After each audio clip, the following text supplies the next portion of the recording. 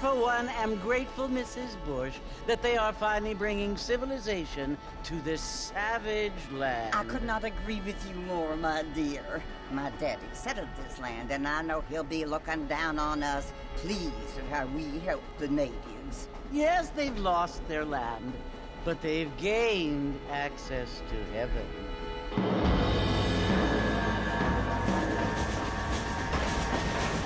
But, Father, do you mean unless an innocent receives communion, they're destined to go to hell?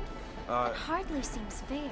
What I mean to say, Jenny, is that there is a great deal of difference between an innocent and a savage. I never thought of it that way. Yes, they lived like animals, but they're happier now.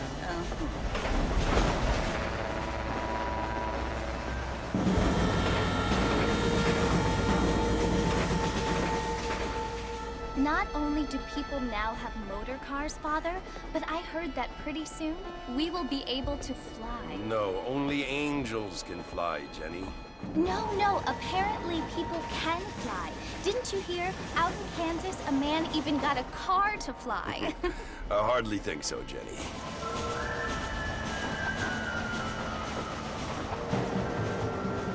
Apparently, Mr. Johns wants to run for governor, which is why he's so concerned with cleaning up the state. Nate Johns. Yes. His family is nothing but hillbilly trash that came here after the war. I don't want to be judgmental, but this state should not be ruled by such a disgusting family. A family without class. Apparently, the Johns family have made a lot of money, and he has a lot of friends in politics. Mrs. Bush, money isn't everything. There are many things that money cannot buy. It seems that money can buy voters, though.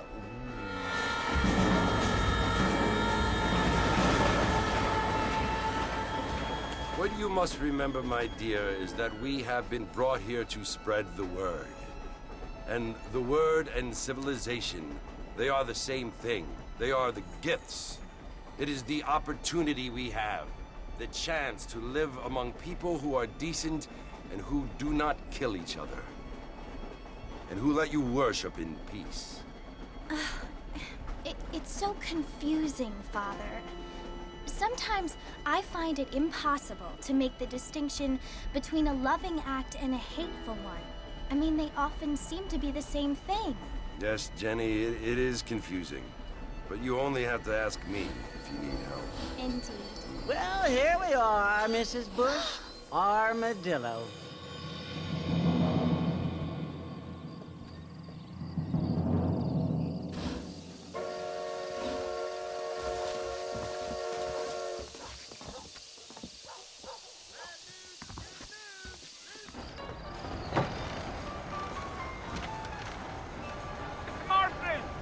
Mr. Marston, over here!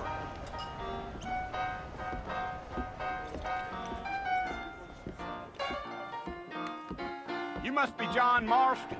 Sometimes. I'm Jake. Your friends from Blackwater hired me to guide you. They ain't my friends, but pleased to meet you, Jake. I got the horses saddled up and ready out front.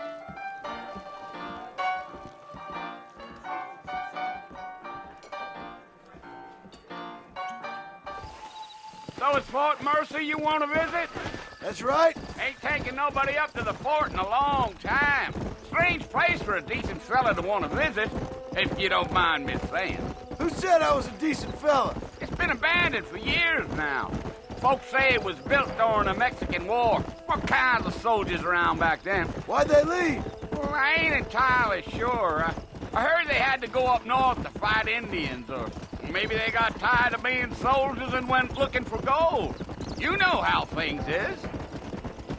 So what are you doing up at the fort? I'm looking for an old friend. Well, like I says, you ain't gonna find many folk around those parts these days. Those you do find are about as sociable as an ulcerated back tooth. I mean, I ain't one to judge a man by the company he keeps, but... Well, he ain't been friends for a long time. Are you planning on spending any time in Armadillo, Mr. Marston? I doubt it. I ain't planning on staying very long. Well, if you're fixing for some female company, you can do a lot worse than Armadillo. Fine as cream gravy they are. Not like Thieves Landing. Dang, those girls ain't even fit for a drinking man to hole up with. I'm a married man, I'm afraid. Ain't we all? Yeah. So it was the marshal who hired me. Lee Johnson. Do you know him? I think I heard his name. Says he got a telegram from some Blackwater big bugs asking for a guide. I guess it's none of my business. That's right.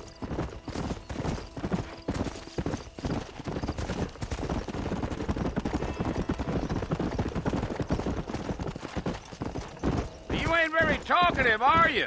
Nope. I'm just chewing the dog, mister. That's how I am. I don't mean nothing by it. Trust me. There's things you better off not knowing.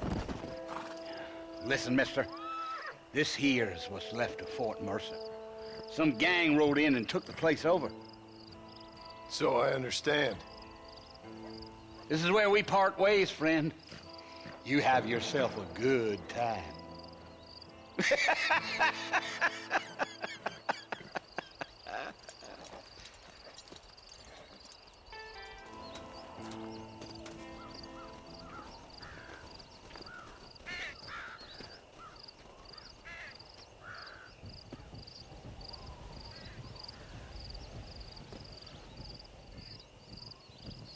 Bill!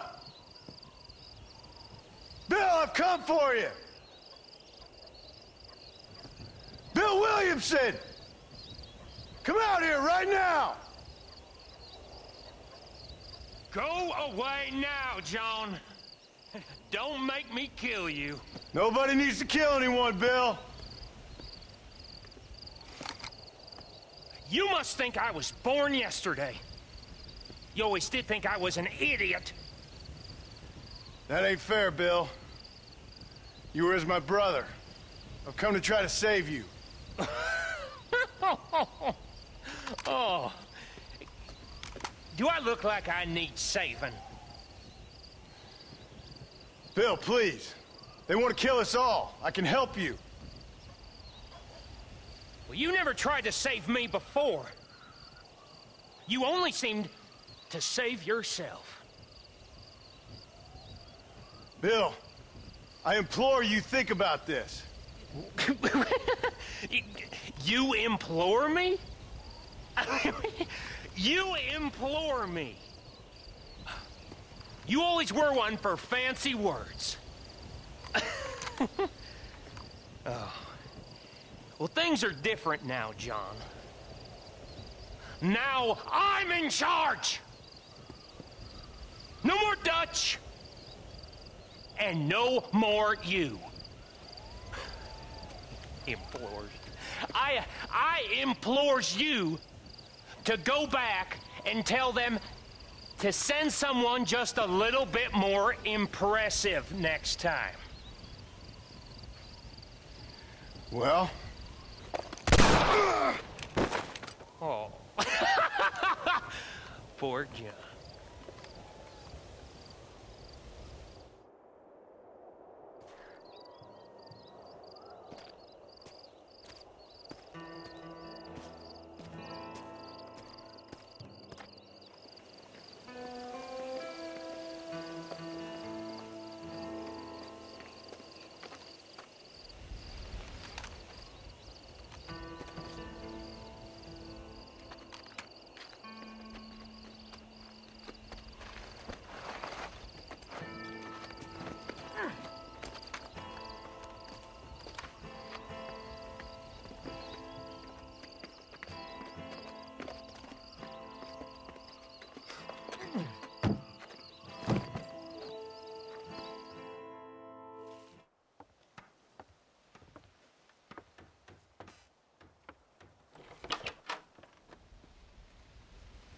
Well, you're alive. So it would seem. So, how do you feel?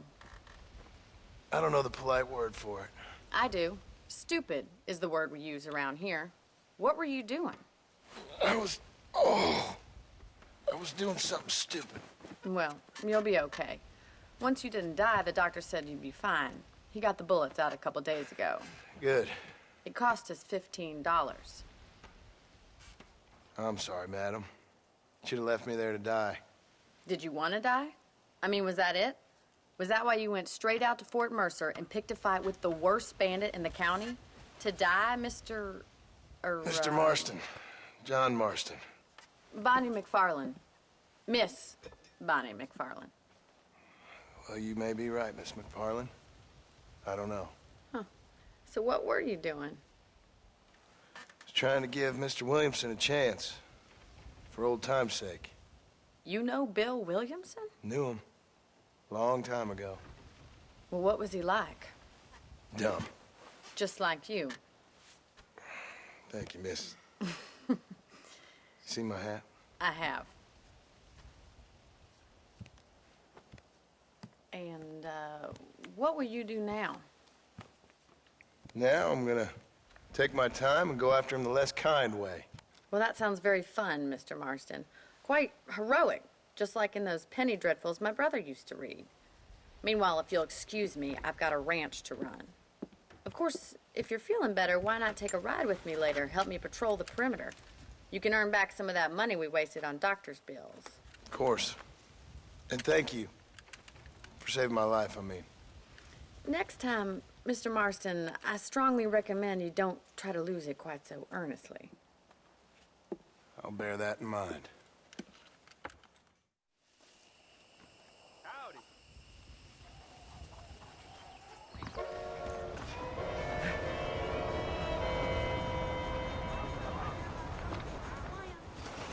Mr. Marston, back in the land of the living, I see. Figured it's about time I started paying back that $15. I sure can use an extra pair of hands around here. Let's see if we can get you back in the saddle. There's the foreman's office. It's also where we lock up good-for-nothing outlaws, such as yourself. I'm happy enough with my current quarters right now, Miss McFarland. Okay, let's see if you can still ride a horse. Giddy up! Come on, time for you to see what a real ranch looks like. To your right is the general store. You won't find Parisian high fashion, but it's good for the essentials. Very convenient. I don't think I've ever seen a ranch with its own store before. And here's the corral. This one's for the horses. What do you think? I'm no expert, but it certainly looks like a fine corral. I suspect you've stolen more horses than you've broken. Now, where'd you get such an idea? First impressions are hard to erase. That's the train station. Things sure have changed since the line finally got finished, bringing in all sorts of new folk like yourself. Is that such a bad thing? Change is only good when it makes things better. Come on, boy. That's the barn over there. Paul built it himself when I was just a little girl.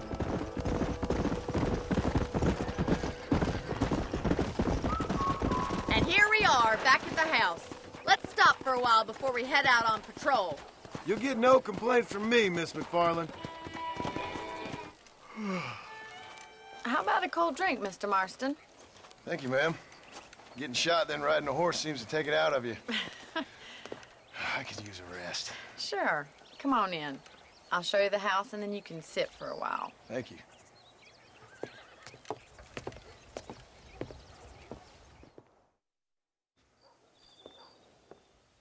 Mr. Marston, Miss McFarland. remember me telling you about the trouble we've been having with rustlers and other undesirables? I do? Will you help me keep watch on the property line this evening? Sure. I want to see just who is trespassing on our land. This is a fine weapon. Come, let's head out. The country is really beautiful at around this time.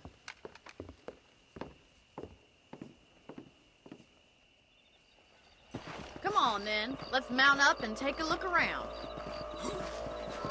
Thank you, Mr. Marston. I feel a lot happier someone's along with me.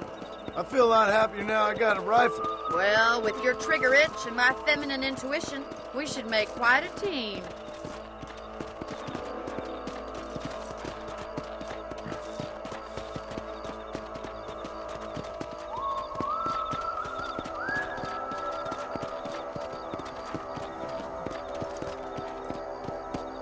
God damn it, these rabbits are at it again.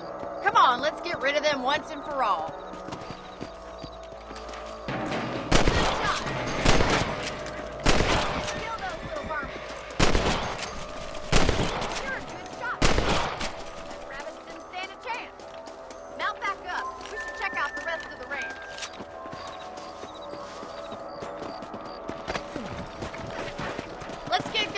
Still got plenty of ground to cover.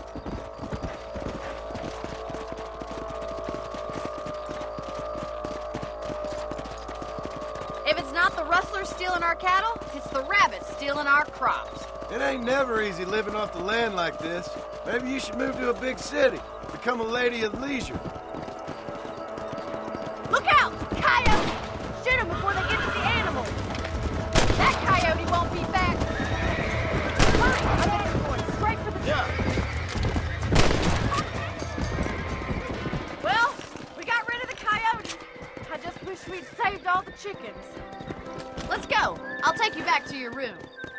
You know, you can actually handle a rifle. It's something I've had a little experience in. Maybe Bill Williamson did get lucky after all. Luck didn't really come into it, miss. You're a useful man to have around the ranch, that's for sure. But don't think I've forgotten what brought you here. We'll do whatever we can to help you. I sure appreciate that, Miss McFarland. Thank you for your help, Mr. Marston. Makes me kind of happy I saved your life. Get some sleep and I will see you in the morning. Good night, Miss McFarland. Oh, Mr. Marston, how are you doing today? I'm well, Miss McFarland. Thank you. How are you? Well, I'm fine, thank you. So, how are your ribs? Fine. A little sore, but apart from a couple extra scars, it'll be as nothing happened. Good. Come in, come in. You know, you never did tell me how you met that Bill Williamson or what you wanted from him. No, miss, I did not.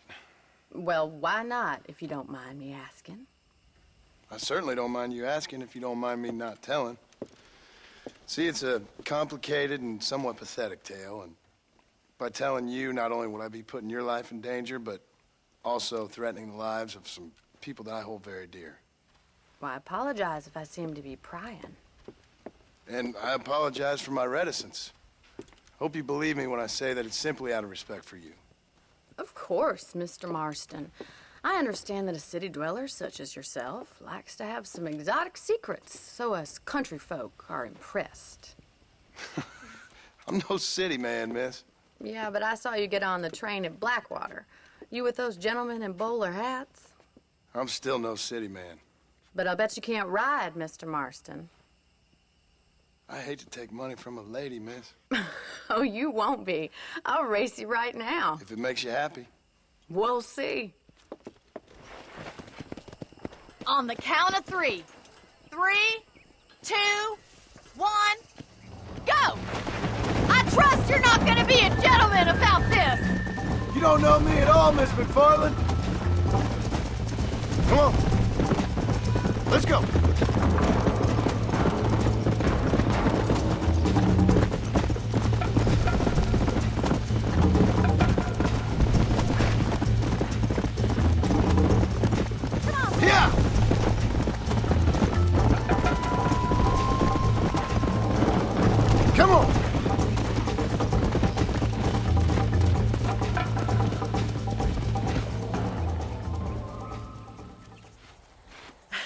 That was fun. Sure. You know, you should go pay the marshal a visit in Armadillo sometime. I'm sure he could help you deal with that nice Mr. Williamson. Yeah, I might just do that, Miss McFarland. You do whatever you think's best, Mr. Marston. Ah, Mr. Marston, how are you? Good, Miss McFarland. How are you? I'm well. Would you mind riding with me to Armadillo? I've got to get some supplies and I could do with the company. Of course. You can take the reins. It wouldn't do for a terrifying bounty hunter such as yourself to be seen driven around by a woman. You're looking much better, considering you were almost buzzard food a couple days ago. I have you to thank for that, miss. So do tell me, have you needlessly risked your life since we last spoke? No, miss, I have not. Well, that's a relief. Perhaps there's hope for you yet. I wouldn't bet on it. Oh, there's always hope, Mr. Marston. You can't be a rancher in this kind of country if you don't believe that. An admirable attitude, miss. I suppose so. I can't think of any other way to stay sane, to be frank. What about you? Have you ever given up hope altogether? Hope hasn't really entered into it. It's not really something I think about. A peculiar outlook. I can't really say I understand you. I can't always say I do either. Oh, don't be so deliberately enigmatic. I'm not, miss. Yes, you are. You are being deliberately obscure as a substitute for having a personality. I just know there are two theories to arguing with women, and neither one works. I'm not even going to dignify that gibberish with a response. I think it's kind of funny I found you dying on the side of the road and now you're driving me into town. You have a strange sense of humor. Well, you must admit, it's an unusual start to a friendship. I didn't realize we were friends, Miss McFarland. Oh, please. Now who's being funny? Listen, I know that business with Williamson is your business, but I don't know. You've been good to us, and I don't think you're a bad man. A little stupid, perhaps, but not rotten. I just worry about you gallivanting around these parts like you're some kind of deranged bounty hunter. Like Paul always says, don't go waking snakes. I appreciate your concern for us lesser mortals, Miss McFarland. I really do. And if there was any other way out, I'd take it. I can assure you of that. You never did tell me where you live. I have a small holding up in Great Plains. A farmer? Yeah, and I'm the Queen of England. And at what point during your day of hunting down outlaws do you find time to raise chickens? Only been at it 3 years or so. I guess I'm kind of new to it. You're telling me? So who's looking after this farm of yours right now? Uncle. Well, he's not my uncle, as far as I know. Just an old dog who's as lazy as a lizard on a hot day. The kind of fella laboring under the delusion that age brings wisdom. Sounds like the perfect person to leave in charge of your entire livelihood. We go way back, and I didn't have a lot of choice. I'd be getting back there if I was you. That's what I'm trying to do, miss. How well do you know New Austin? I don't. We talked about coming down here many times, but never made it. Who's we? Me and the folks I used to work with. Yeah, New Austin. The last real outlaw country, where the old ways still hold true. Do a man wrong, he'll shoot you for it. Do a man right? Well, he still may shoot you for it. But at least you have an idea of what's right and what's wrong here. Dear, oh dear, Mr. Marston. What dreadful novel did you get that romanticized drivel out of? Those days are long gone, if they were ever here at all. According to Paul, those days were just people shooting each other because they lost at cards. We'll be lucky if our ranch survives another 5 years. Businessmen are the new cowboys. So this is Armadillo. Manhattan it is not, but it does okay for us.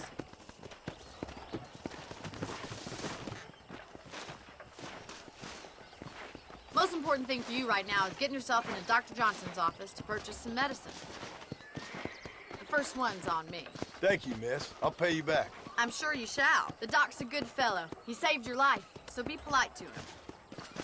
Meet me in front of the general store when you're done. It's excellent to see you today. Howdy, friend. I'm selling some good tonics if you need them. Well, thanks for driving me. It was nice to be able to enjoy the view for once, and a little company never hurts now and again. You're more than welcome, miss. Least I can do. Thank you for the medicine. Why don't you have a look around Armadillo?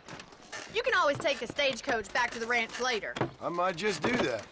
Travel safely, miss. Try not to get yourself shot. I won't be around to save you this time.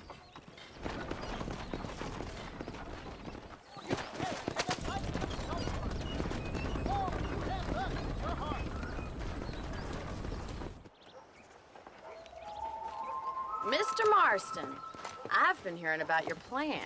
Have you, Miss McFarland? Yes, from Lee Johnson. To settle here and build a life for yourself. I'm afraid those aren't my plans. See, I already have a life. Well, I had one, and I'm trying to reclaim it. Or maybe what you could say is I had two, and I'm trying to end one of them so the other can survive.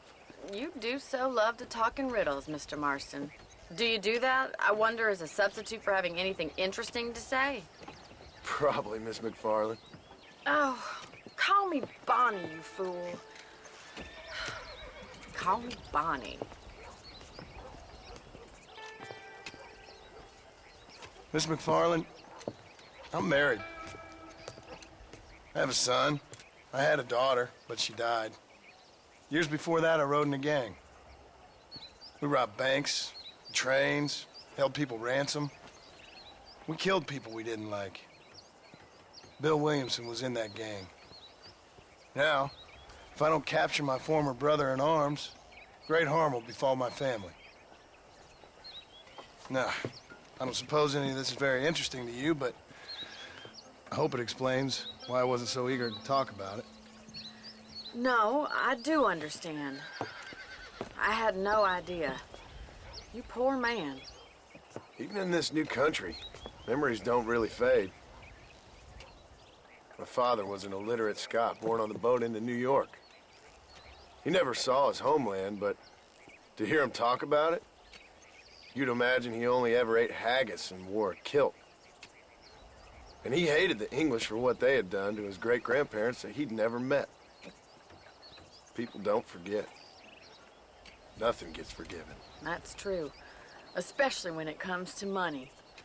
And you know, even now, after all his labors, my father's debts are still terrible. I worry every day about us losing the ranch. It would kill him. My father died when I was 8 years old. His eyes were, well, let's just say he was blinded in a bar fight south of Chicago. My mother died during childbirth. She was a prostitute, and he was her, well, I don't know what he was. So I was sent off to an orphanage and ran away and fell in with a gang. My word. What a difficult life you've lived. The leader of the gang taught me how to read, taught me how to see all that was good in the world. He was a great man in a way.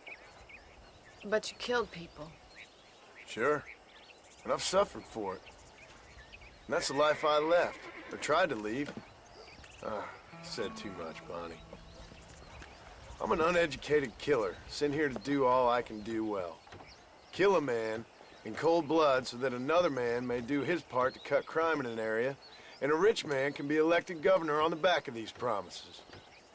Civilization is a truly beautiful thing, Mr. Marston. Listen, can you help me? Well, I can try. What do you need, money? No, nothing so complicated. I need an extra hand to take out the herd to pasture. Sure. Point me in the right direction.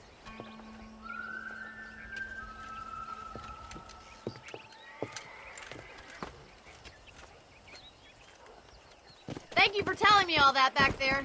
It must have been hard for you. Hope you understand now why I've been playing my cards somewhat close to my chest. I didn't know you had a wife and child.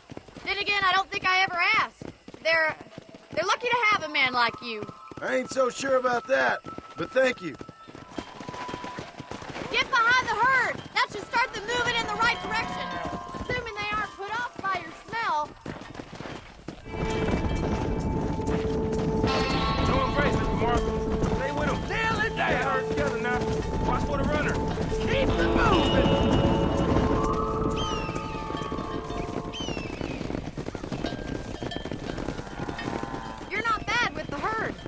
Might be your true calling, Mr. Marston. Either that, or you were a cow in a past life. Thank you, Miss McFarland. I'll see you later. I have work to do back at the ranch. Well, hello, Mr. Marston. How are you? Fine, thank you. How are you? I'm fine, thank you. Did you meet my father? John Marston, this is my father, Drew McFarland. Pleasure to meet you, Mr. Marston. Please. So, my daughter informs me that you're here on some secret mission to remove some undesirables from the county. Something like that. I'm grateful for the hospitality, sir. Well, you know, we've lived here for 30 years now. Came here from the east. The land had never been settled. For 10 years, we fought the Indians. Tough men. And we had outlaws, and we had drought, and we had smallpox, terrible winters, cholera. I buried more of my children than I raised. Sorry to hear that, sir. I've seen strong men wither and die under that unforgiving sun. That whole herds of cattle take sick and die. But I've never once doubted my life here. No, sir. When I hear about this so-called federal government sending out agents to covertly murder and control people, then I start to worry. I mean, yeah, all right, Williamson is a menace, and men like him are the plague. But isn't a government agent a worse menace? And all that symbolizes, I mean. You may be right, sir. Well, you're a brave man. You're always going to be welcome here. But you tell your friends out east that we don't want to live like that out here. Sneaking around and spying and secret missions. Right? It's preposterous. Trust me, sir. I agree with you. Good. Good. Well, we won't insult you any further. Come on, Bonnie, we got things to do. Mr. Marston, do you want to join us? It's Daddy's favorite pastime. Apart from political discourse, that is. What is? Breaking in horses. Come on. I hear you're a pretty decent rider. For a city dweller, that is.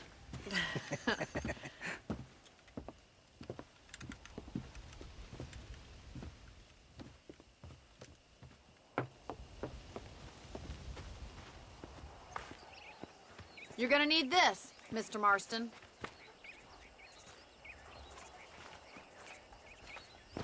Let's see if we can put that new lasso of yours to good use. That ranch hand said there's a pack of wild horses nearby. You sure have some interesting theories on what the government's doing, sir. They ain't theories, Mr. Marston. I saw the telegram Marshall got from Blackwater. It ain't exactly a state secret who sent you. Well, is he wrong? I saw those men from the train. The government can go to hell if you ask me. Those sons of bitches would steal a coin off a dead man's eyes. Mr. Marston! He's right. Now, I don't know much about politics. Please, Paul, can we just but enjoy I know the we're ride? only as free as they say we are. Power's like a drink. The more you have, the more you want. And there's few men who can handle it. There's certain things in this country a woman could do much better, if you ask me. I ain't gonna argue with that, Miss McFarland. Hold on, Martin. Hold on there. That's it. Now hold on to it. That's it. Show me what you got, boy. Calm down now. Let's see it, boy. You'll have this in no time. Nearly there. Come on in, cowboy. You got it, Mr. Marston. Take it slow now. Come on. Come on. That's it. Let's go. Don't give up. You're mine now. You were Try not wild. to scoop it too much. Good work. I'm impressed, Martin. Almost got you. Come on. Calm yourself. You got it eating out of your hand. I like your father. I'm glad. He's quite a character. You have a good life here. The life I want. For me and my family, I mean. We don't have a lot anymore. You have enough. It's one that gets so many folks in trouble. It'll sap your spirit and make you poor, but it's straight and it's decent. There's no better night's sleep than after an honest day's work. It's no wonder you look so tired then. Some deck must be shy of Joker, Miss McFarland. Who'd have thought you'd be such a natural at busting broncos? That was fun. I think you could be a fine rancher one day, if you can bear to stop killing people for a living. Sure. Well done, Mr. Marston. These are fine horses. Hey, Bonnie. Amos was saying some horses been spotted somewhere outside of Armadillo. Let's go, Mr. Marston. We can really do with those horses.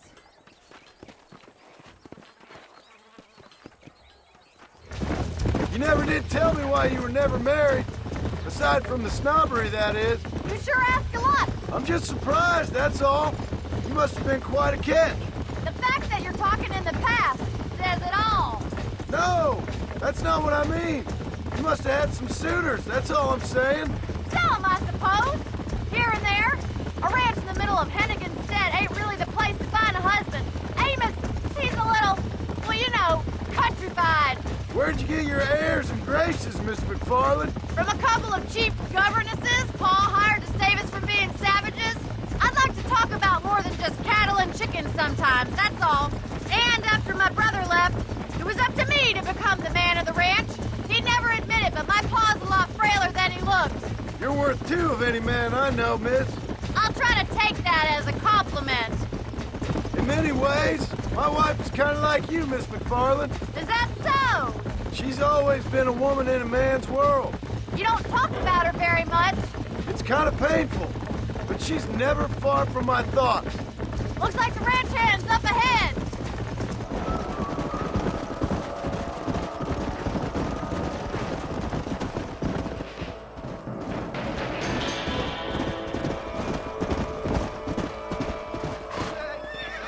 Well, shit! Looks like we got the lot of them. What magnificent animals they are. Hey, the stallion's getting away! Chase him down and bring him back! Yeah. Go on! Don't let him get away!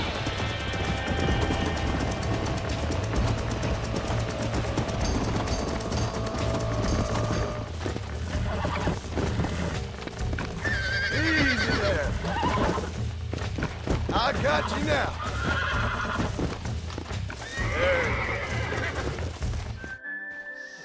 Thanks for your help today, Mr. Marston. We got some fine horses. You know, why don't you keep that stallion as your own, as a thank you from all of us? Thank you, ma'am. He's a fine animal.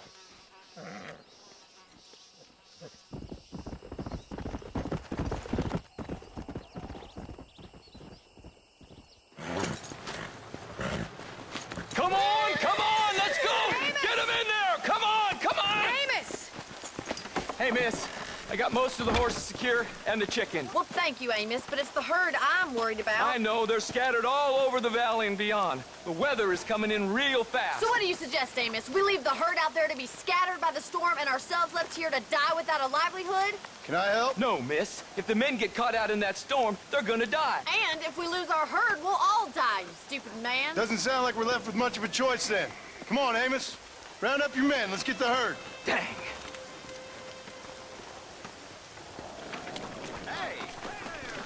Come on, Mr. Marston. Hurry! That sky don't look good. I'm starting to think somebody up there's conspiring against me. Are you a religious man? Not in any real sense. Sometimes I tell myself things happen for a reason. Like what brought me here was fate come a-calling. But nobody made my path but me. We all need to look for answers somewhere. Some in big old books, others in big old bottles of whiskey. Believing in some kind of divine purpose ain't gonna give me my wife and kid back. Past is who we are, Miss McFarland. There ain't no changing that. Faith is a luxury I can't afford. We have two herds out grazing in different pastures. We'll need to merge them and bring them all back. I think we can handle that. The cows get real ornery in bad weather. It's more work, but I'll show you how to deal with them.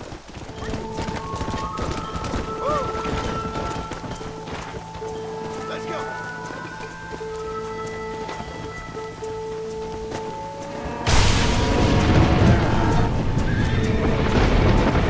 They're spooked! We have to stop the stampede! Do something! They're heading for the cliff! Yeah.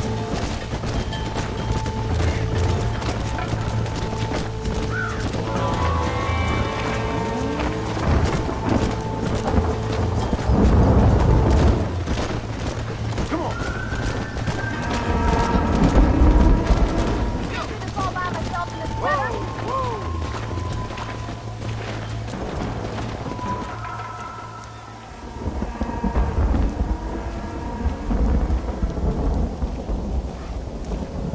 You saved the herd back there. You might make a decent rancher one day. Thank you, Miss McFarland. Whoa there.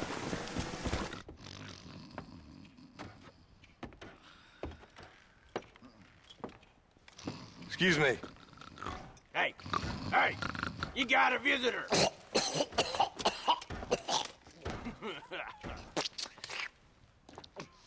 Shut shut up, you. Now, what you want? My name's John Marston. You wanted to speak to me.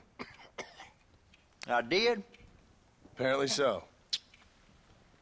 Why? I guess because we're both in the business of the law.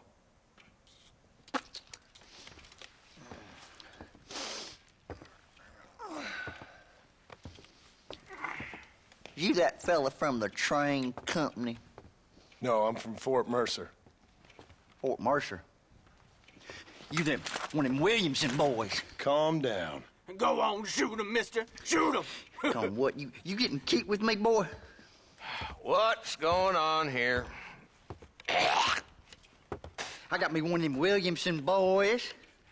I got me one of them idiots who give marshals a bad name. Jonah, put your gun down.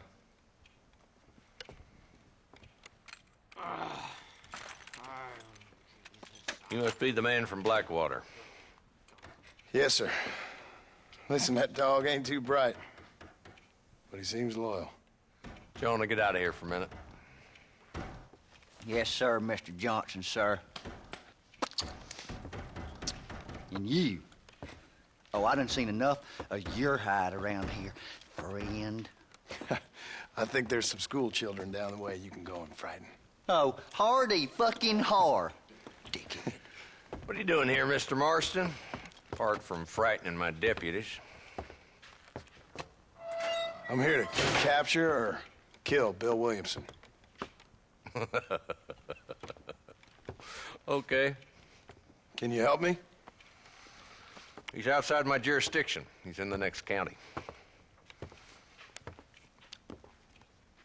Of course, Bill Williamson and his boys have tended to keep themselves away from my town.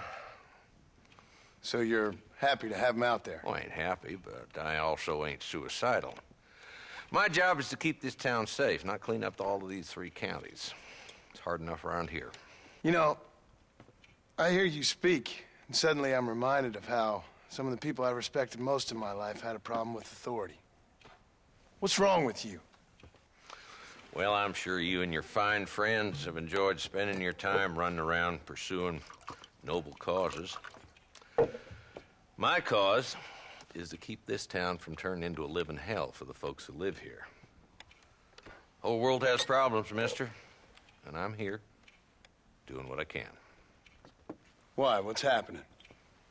Right now, I got the railway, the people who pay my salary, trying to get me to turn a blind eye to them burning down settlements up there. I got a bunch of cattle rustlers out near Box Canyon needs shutting down. Not forgetting the gang that keeps murdering homesteaders out in the back country. And I got a bunch of hoods over in the saloon, drunk, threatening to shoot up the whole town. That's all I got today. But it's early yet. Give me a couple more days. There'll be more. All right, tell you what.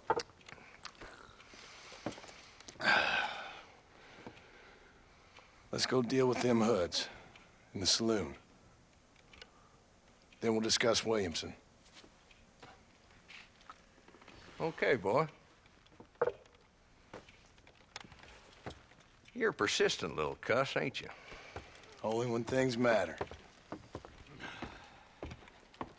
So who we looking for? A bunch of 2-bit hoodlums, led by this fella called Walton. Goddamn road agents who prey on the stages coming in and out of town. Drivers and armadillos spend more time with their hands in the air than on the reins these days. And you're happy to let them drink in your saloon? Happy? No. But the way I figure it, better they're carousing in there than out robbing decent folk. That's an interesting approach to law enforcement.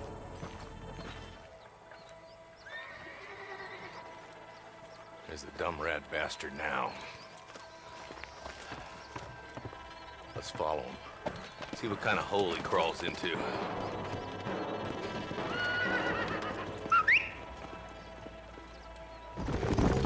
If Walton's as bad as you say he is, why don't we just beef him now while we got the chance? Because that ain't how the law works. Is that right, Marshal? And alive, he can still talk. Doesn't sound like he's a man to be reasoned with. He ain't. But a few days of my hospitality and he'll be telling me what I need to know. Walton's gang's been growing fast. Outlawing's easy money for easy work. Cholla Springs, Gap Tooth Ridge, these boys get around. Walton's the start, but there's plenty more where he came from.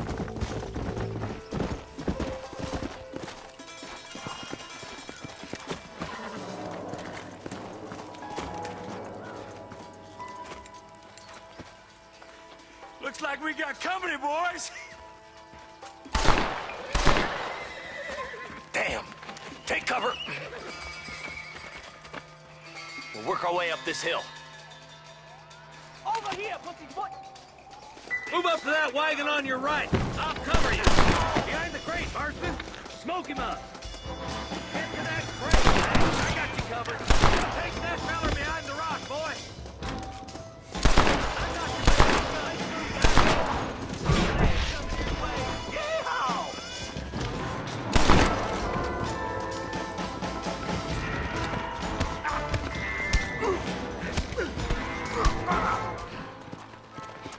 Not a bad shot, Mr. Marston. Why don't you check in with me next time you're in town? I don't want to be no policeman, Marshal. Nor did I, my friend. I can promise you that.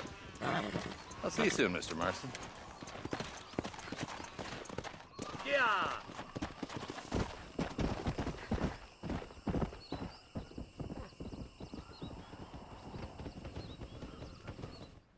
Hello? Hello? It's Armadillo 731. What is it with these things? Hello? It's a new line. Hello? Hello? Sounds fun. What's happening? I have no idea. Yeah, if it's important, they'll send someone down like they did with you. Suddenly, the world is full of theys. Yeah. I remember when we first got here. We used to consider people from Dade County to be exotic. Now guys can get here from the Midwest, and they can do it in 6 days. Things have changed. They've gotten away from me. Hello? I don't understand it no more, boy. Honest to goodness. I'm not sure I do. Marshal! Marshal! Marshal! I just been up in the canyon, spying like you said. I think I seen me a couple of them rustlers. I think it was the Ballard twins and a couple of Mexicans. They up there right now? Well, it was a group of poor men rounding up Mr. Gulch's livestock, and none of them looked like any of Gulch's hands, so yes, sir, right now. That sarcasm's most unbecoming, Eli. It's gonna hold you back in life, even worse than your lazy eye. All right, let's go. You ride with us again, Marston? Will you help me? I will try. It'd be my pleasure.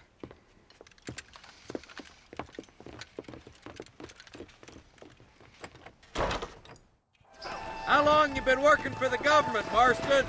I don't work for the government. Well, I got a telegram from some federal clowns in Blackwater that says otherwise. I'll be honest with you, Marston. I ain't for all this government interference. Believe me, Marshal, neither am I. I try to keep the federal boys happy. I mean, we need all the help we can get. But what does a flannel-mouthed city boy who's never forked a bale of hay in his life know about a state like New Austin? Nothing, I reckon. All this manifest destiny hogwash, taming a wild land, bringing modernization and betterments to the West. It's only made the rich richer and the poor poorer, and it's killed a way of life. Building a factory over a field ain't gonna help nobody I know.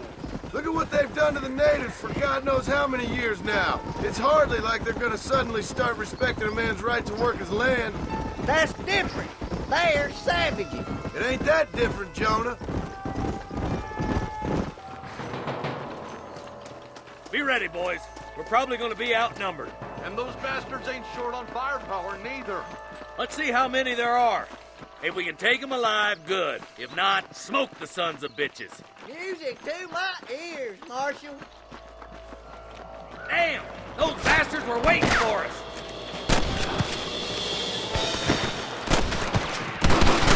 What the heck? Come on, Marston. I can't take you all by myself. There's one more for the vultures.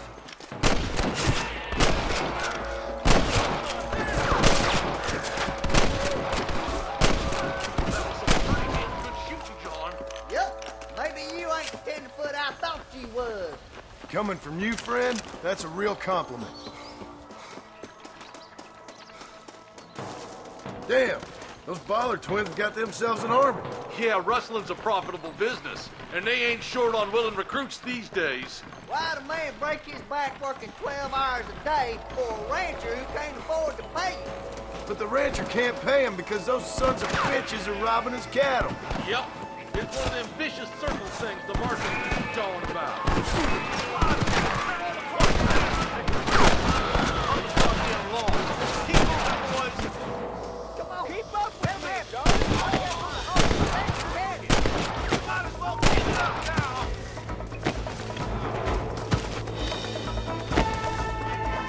This is getting intense!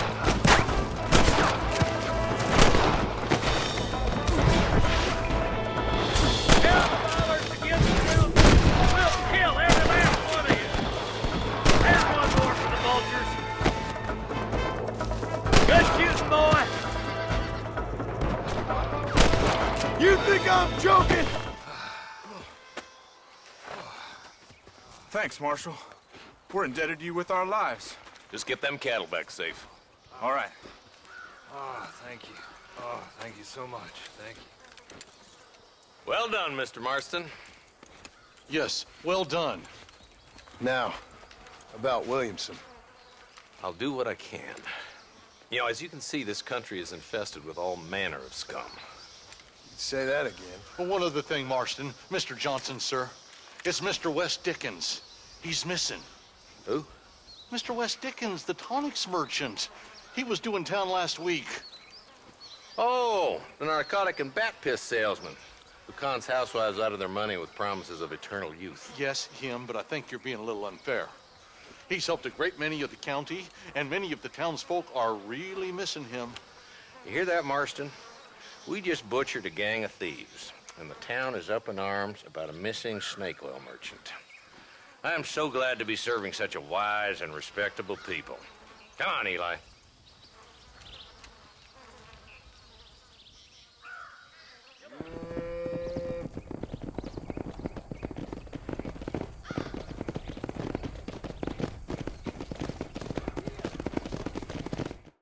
Excuse me. Excuse me, sir. You need help? Mister, you alive? Fuck. God damn it. Good heavens. Excuse me? I said, no, I'm not okay. Do I look like I'm okay? You look pretty good for a corpse. Praise be. Move up, mister. Time to get you to a doctor or an undertaker. Whichever you need once we get to town. St. Peter, open up them pearly gates. I'm coming home. Come on, mister. Come on.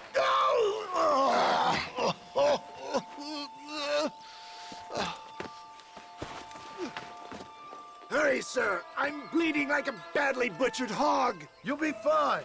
Just focus. You better take the reins. I don't think I'm strong enough. I'm finished. Done for. Just sit up straight, will you?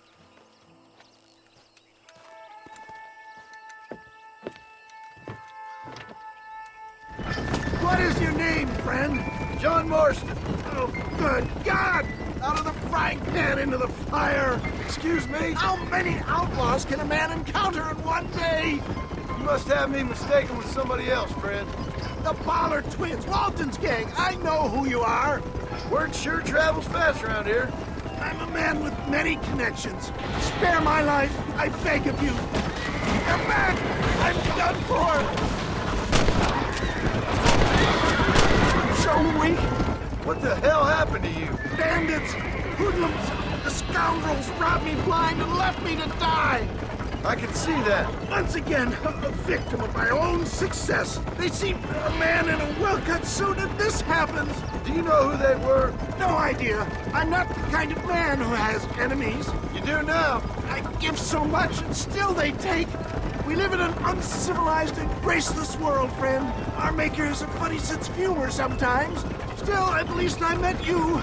A good Samaritan in wolf's clothes. And forgive me, pain is playing rare havoc with my metaphors. Yet, I embrace you. For Christ's sakes, man, you're gonna be fine. We're nearly there. Me into your arms. We're here. Stay with me. Oh, where the devil are we? Armadillo. We made it safe, you'll be happy to know. Thank you, sir. Thank you. You're a gentleman and A true man of honor. Coming from you, I doubt that means much, but I appreciate the civility. I owe you, sir. And I always pay my debts. Jesus. But if I die, I'm sorry for it.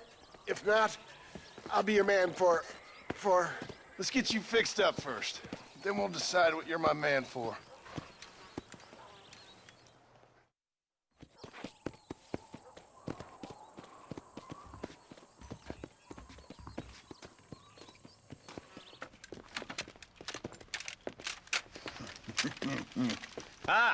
Since you're here, you want to make yourself useful? Not particularly. Listen, son, I know you got a mission, but right now I need another gun. Why? What's happening? We've had this problem for months with this group of bandits who are getting drunk and murdering settlers. Last night they went to a big place up near Ridgewood. They burnt the place down, killed the men, burning most of them alive, and raped the women. Women folk then got their throats slit.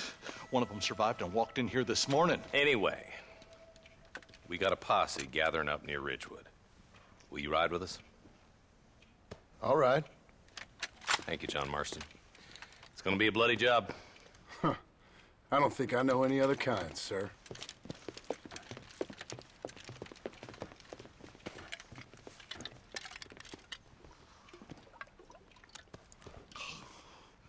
Hey, wait up!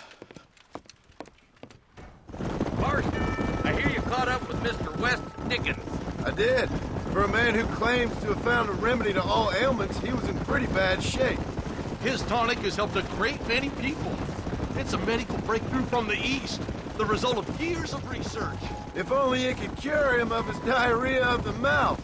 I wouldn't be so dismissive of science if I was you. Times is changing fast. He's no more a scientist than I am a priest. But people can spend their hard-earned money however they please. He's certainly a character, that West Dickens. I can't understand a goddamn word he said. A more flannel-mouthed bunco artist I've never met. Look at them vultures circling up ahead. I see him. Marston, you and Eli go check it out.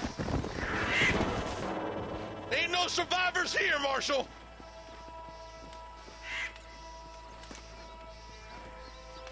Man, this don't look too good. Somebody was so busy killing people, they went and dropped their gun.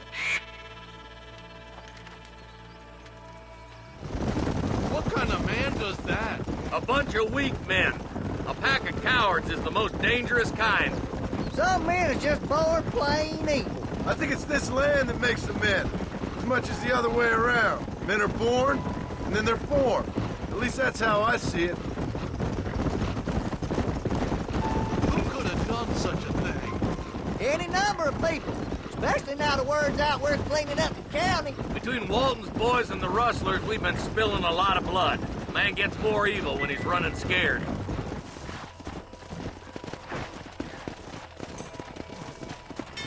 Man, more dead bodies. And the fire's still smoking. Those scumbags must still be around. Come on!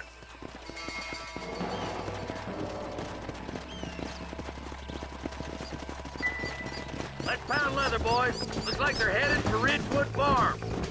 Sons of bitches! Didn't you once run a gang of outlaws, Marston? Yeah, but not like that. It wasn't our way. At least it wasn't my way. Killing and thieving's never right, boy. No matter how you dress it up. Unless it's ordered by a court of law, you mean? This is too quiet. All right, boys. Let's have a look around.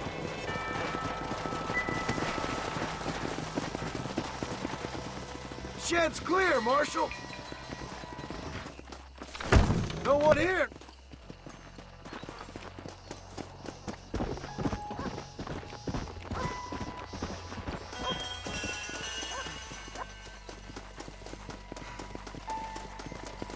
That ain't right. No one would board up a barn like this. Come on, John. Shoot that door open.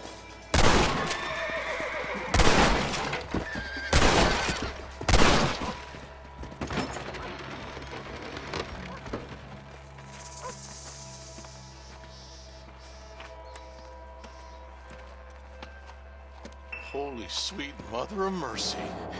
Please, please don't shoot me. Some bandits came by and took us hostage. They're holed up in the farmhouse. Some of my family is being kept hostage inside.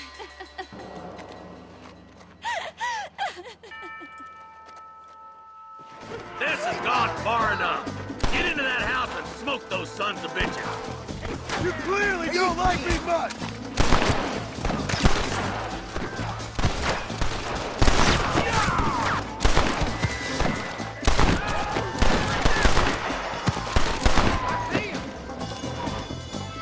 You and me gonna have ourselves some fun.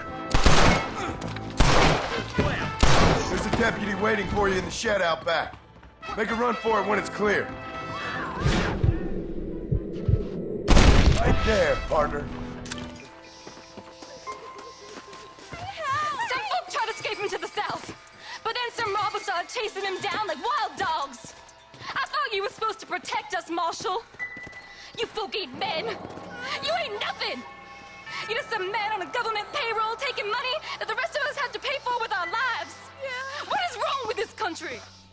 Mount up, men. The man that kills the boss of that bunch gets $50. It ain't about the money, Marshal. These are people's lives, people's homes.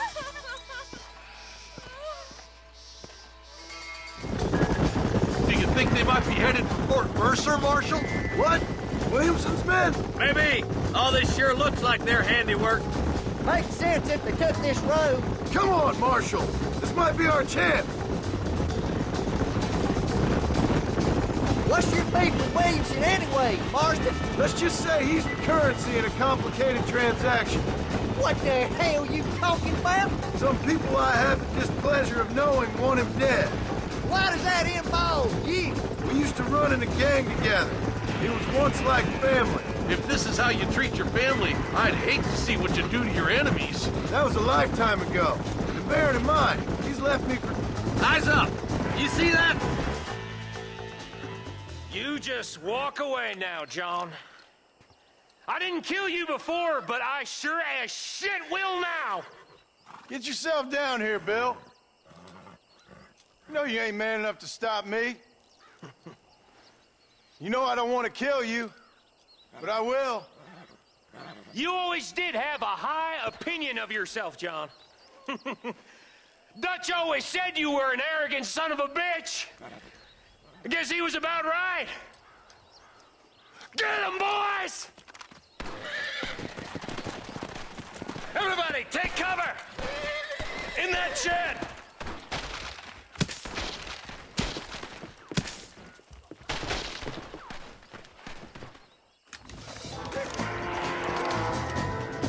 Get ready, boys. Here they come. Stop doing that! That's it. Let it rip. I'm not sure working.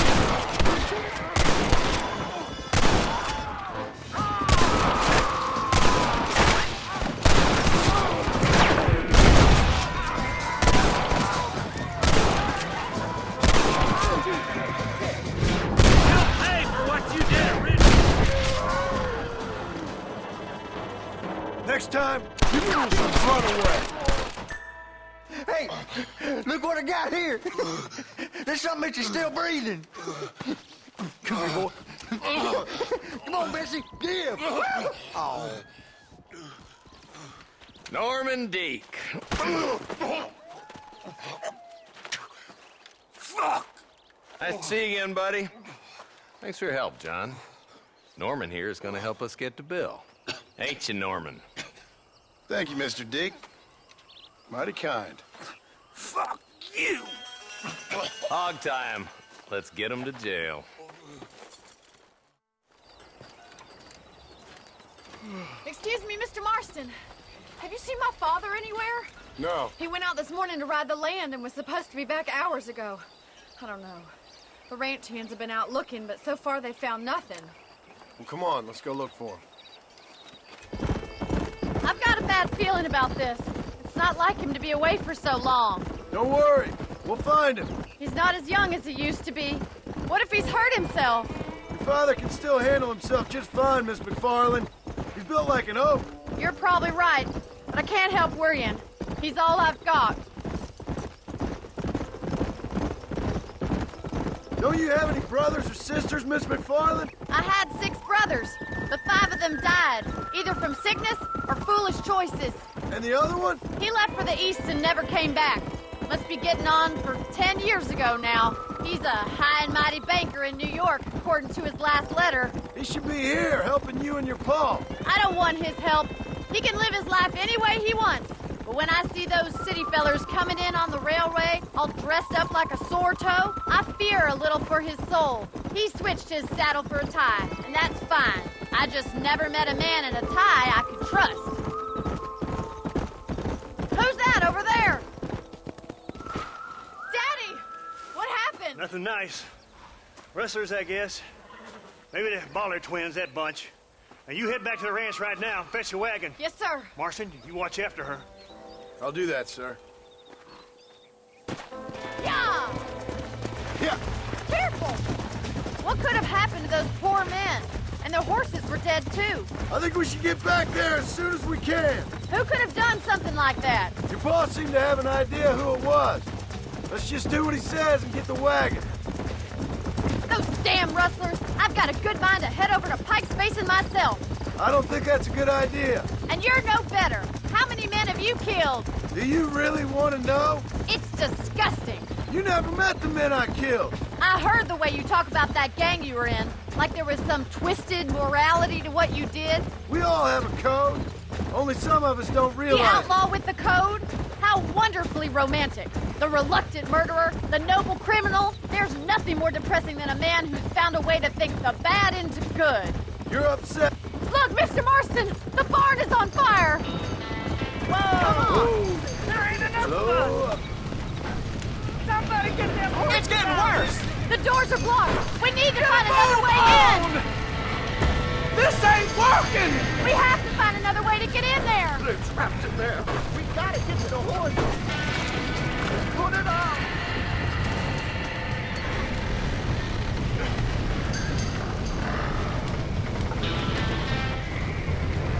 Más agua!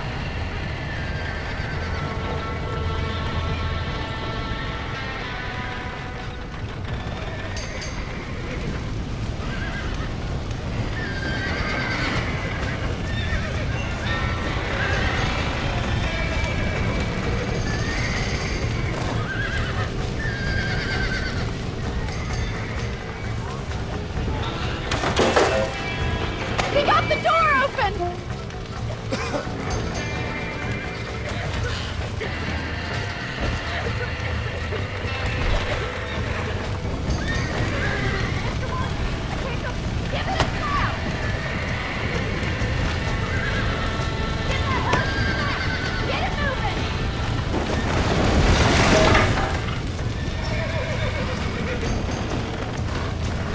Let's go. Easy.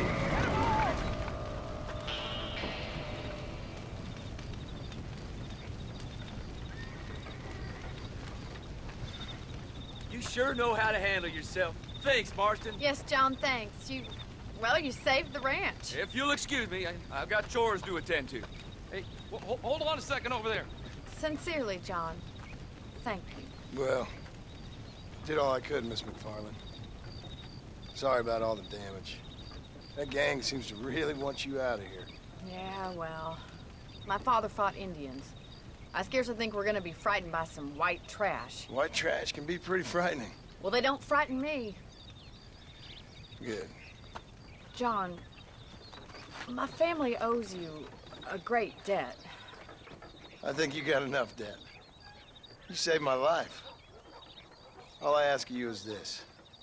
If I get back home and get my farm started back up, you'll sell me some cattle. I prefer doing business with people I know. Of course, Mr. Marston. It'd be my pleasure. Well, you get some rest. I've got to go see how my father's bearing up.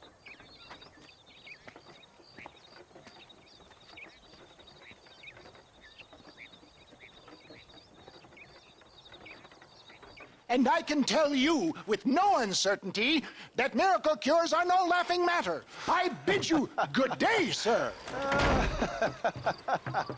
Oh, Mr. Marston, good to see you. How have you been keeping? I'm well, Mr. Mr. West Dickens. Nigel West Dickens of Eastcheap, London, New Waverly, New York, and Armadillo, New Austin. At your service. At my service? At everyone's service. At the service of science, of knowledge, of life. How are your wounds? Much, much better. But then they would be. Would be? I know a cure for all ailments, Mr. Marston. Ah, I'm sure you do. And I'm sure for just $2 an ounce, I could live forever. Oh, but for you, sir, I'd do a bulk discount rate of $1.95 an ounce, as long as you buy 100 ounces or more. That's a lot of immortality. Give it up, old man. That's Mr. West Dickens to you, boy. Give it up, old man. Listen, Marston, I'm broke, but this stuff is good. It works. I need a healthy young man like you. Come along, let's ride over to my newest customer at Ridgewood, and I'll explain while we go. Okay. Head for Ridgewood Farm, John, and hurry. There are people there in dire need of my tonic.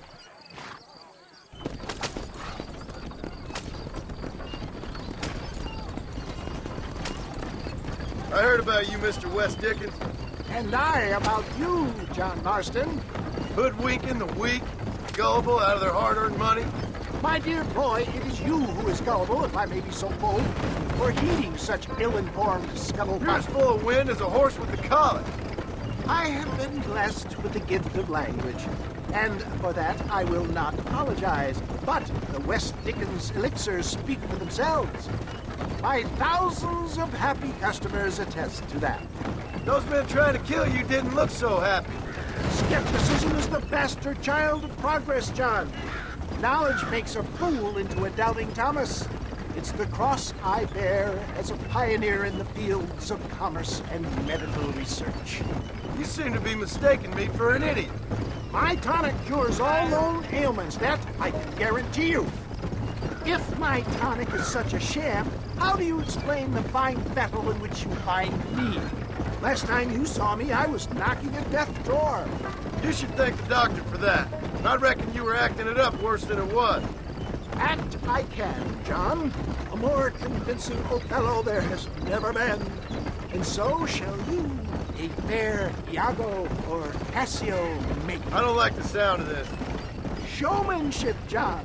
The flourish, the bow. We are operating in a competitive marketplace. Our product must stand out. And how does this involve me? We're going to use your God-given talents to our advantage. I'm really starting to regret I'll drop this. you off at the outskirts of Ridgewood. That way, it won't look like we came together. Once I'm set up, saunter nonchalantly into the crowd that is sure to be forming. Eventually, I will call you up to try my tonic. After extolling the virtues, I will have you perform a few feats of wonder to amaze and impress the paying public. Such as? Oh, nothing out of the ordinary for a man in your line of work, I assure you. So it is all a sham? No, just a little innocent ballyhoo to grease the wheels of enterprise, that's all. Do you think that buxom young girl you see on the Voyage camera posters knows the first thing about photography? Advertising, my boy, is the future. You'd best be a man of your word. You hop out here, John. Follow me in on foot.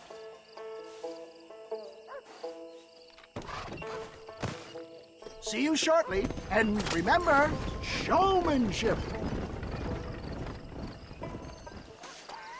Friends, hard-working souls of Cholla Springs, gather round, gather round. Do you suffer from rheumatism, lumbago, acute chronic sciatic, neurologic, or inflammatory pain? Well, I represent the only company that makes the genuine article that Cures headaches, neuralgia, earache, toothaches, backache, swelling, sprains, sore chests, swelling of the throats, contracted cords and muscles, anxieties and ravaged nerves, stiff joints, wrenches, dislocations, cuts and bruises, and it adds vitality and vigor to the healthy man. But can you prove it, old man? Oh, I'm sure there's some customer here who could prove the qualities of it by taking a drink right now. You, sir, come up here. Step right up. That's the spirit. Ladies and gentlemen, pay close attention. This poor, wretched volunteer, entirely unknown to me, will demonstrate the effects of Dr. West Dickens' own patent tonic. Be you a cowpoke or athlete, this miraculous elixir developed with the wisdom of the East keeps the muscles supple and relaxes the cords. It loosens the joints and gives a feeling of youth and vigor to the whole system. Not possible, I hear you say. Well, doubt no longer. Faith can move mountains, but I ask not for faith. I am a man of science, and today science will be vindicated. Your eyesight is greatly improved. Is that not so, friend? If you say so. That's right, it is. You heard him. What a good sport you are, sir. Now, gaze over yonder at that porch. If you squint, you may just be able to make out the skull that's hanging there. Go ahead, friend. Shoot that skull and demonstrate the miraculous eyesight you now possess.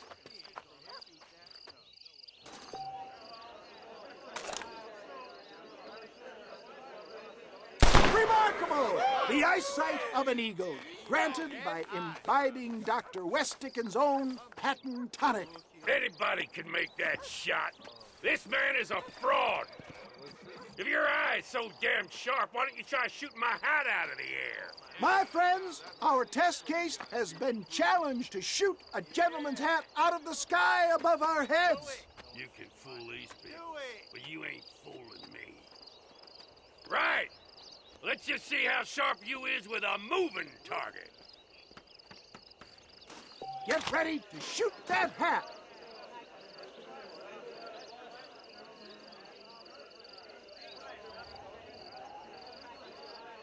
You ready to get embarrassed? Have you ever seen such an eye? Behold the power of the elixir plucked out of the sky. Hey! Hey!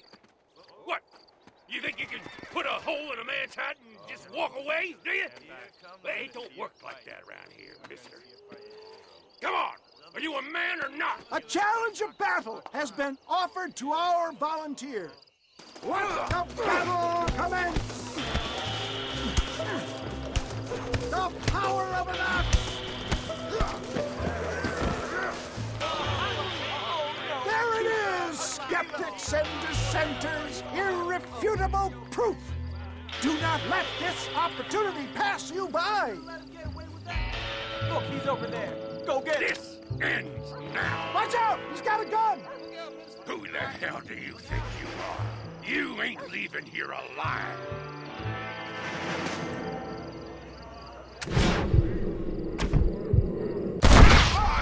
Marvelous shot, dear boy. The kind of deadly accuracy that can only be afforded by the West Dickens elixir. Come, I have plenty for all. You'll be fine. Get out of my way. Hey, where are you going? I want a bottle. Get me a bottle, please. One of them, right here. No harm in trying one bottle, I suppose. Well, I think that went kind of well, don't you?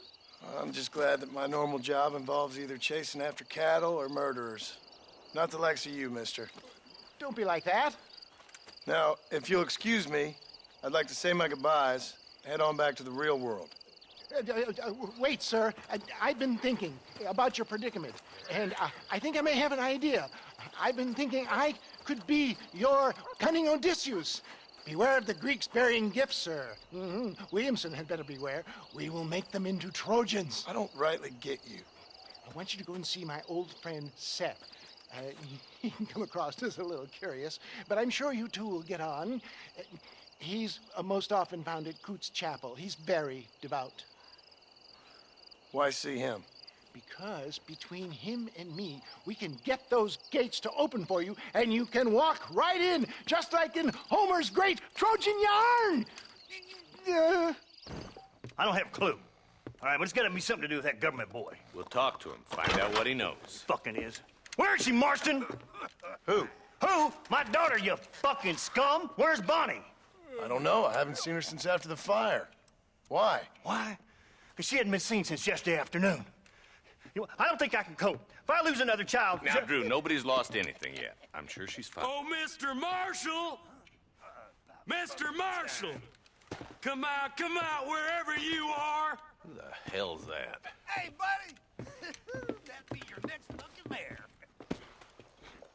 Even better! Good day, Mr. McFarland. Get down from that horse, boy, or I'll shoot. I wouldn't recommend that, mister. Not if Drew McFarland wants to see his Boney back in one piece. Hey, Mr. McFarland! This is a nice girl you got there. Get out from there! You know, part of me's got to thinking I should just marry her myself. Give her a baby and that. What do you want? That's better.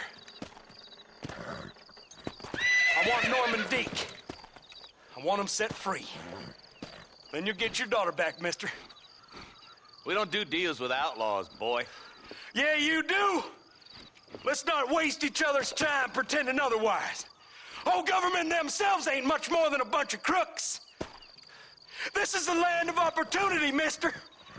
And I'm giving you the opportunity to get your daughter back before 15 friends of mine take out all their anger and their loneliness on her.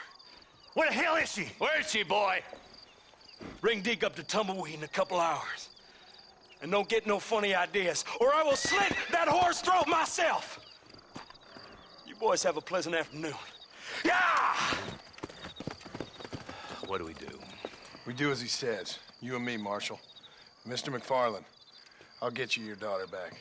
I owe her that. Please do.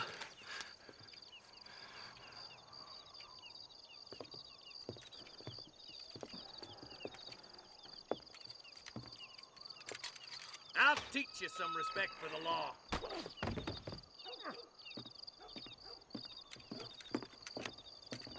Hurry up, boy. Let's go. Quick as you can, Deputy. Make sure he's tied on good. Stay with me, Marston. I won't let anything happen to her, sir. Right. Let's go get Miss McFarland back. Yeah. See, this is what happens when the Federals interfere in our affairs. Are you happy now? No, I ain't happy at all. And I already told you, I ain't with the government. Now you say that, John, but the only thing I know for sure is who sent you. They made me come here. They gave me no choice.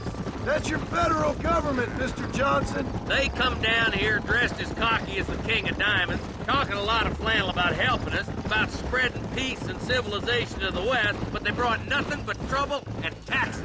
I agree with you. Wolves in sheep clothing, all of them. Rob you, then make you pay to have someone investigate the crime on your behalf.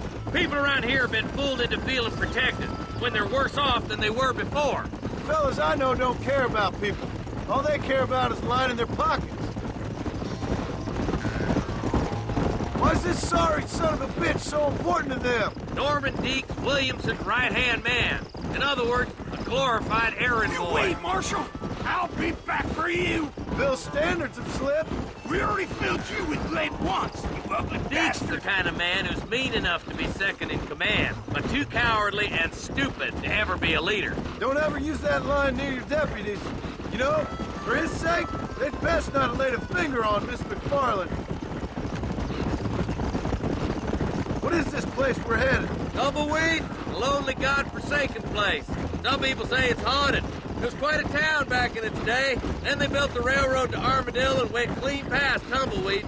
That was that. Pretty soon, everybody had up and left. Now it's just thieves, smugglers, and bandits. Scum like Deke here. Oh, popular spot for lynchings, too. Let's try to avoid that if we can, Marshal.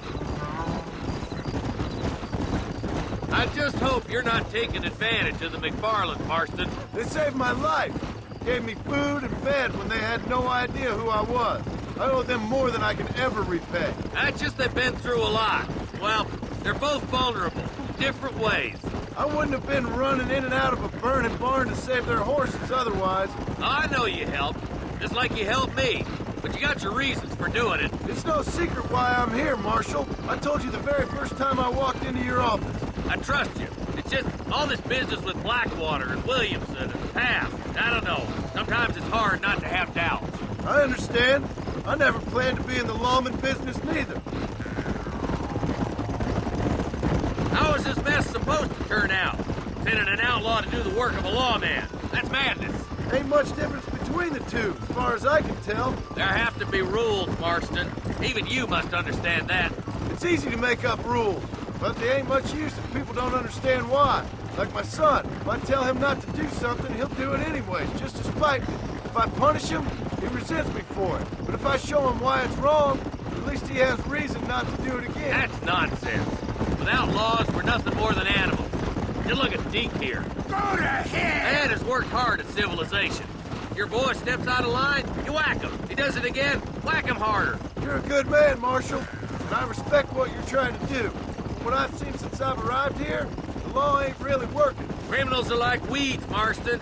Quick as you stomp one out, another one sprouts up in its place. It's the nature of places. You know that as well as I do. The problem with laws is everybody ain't the same. Across the bridge! Not far to go now! Yep. Easy there. John, you'll be exchanging the prisoner for Bonnie in the middle of town. Keep your eyes open. I sincerely doubt these scum plan to play fair. Fair my ass. You bet. Besides, Norm here's gonna be my shield, ain't you, Norm? It'd be my pleasure. Marston, lead Deke into town. Make sure you keep a gun on that son of a bitch. I'm sure it's been nice for the boys to have a whore to play with. I hear those rancher girls like it in the rear. Maybe she won't want to go home. She been fucking so good. Come on now, boys. Cut me loose. We're... What the hell? Find some cover, boys! So much cover! Quick! Find money! You're a sorry bunch of wannabes! I'd stay right there if I was you!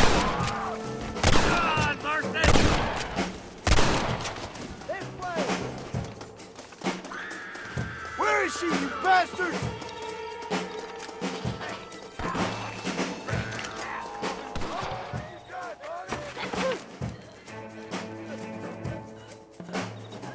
Leave her alone! I'll blow you good if you think of scrapping with me. Anybody else? Get away from her!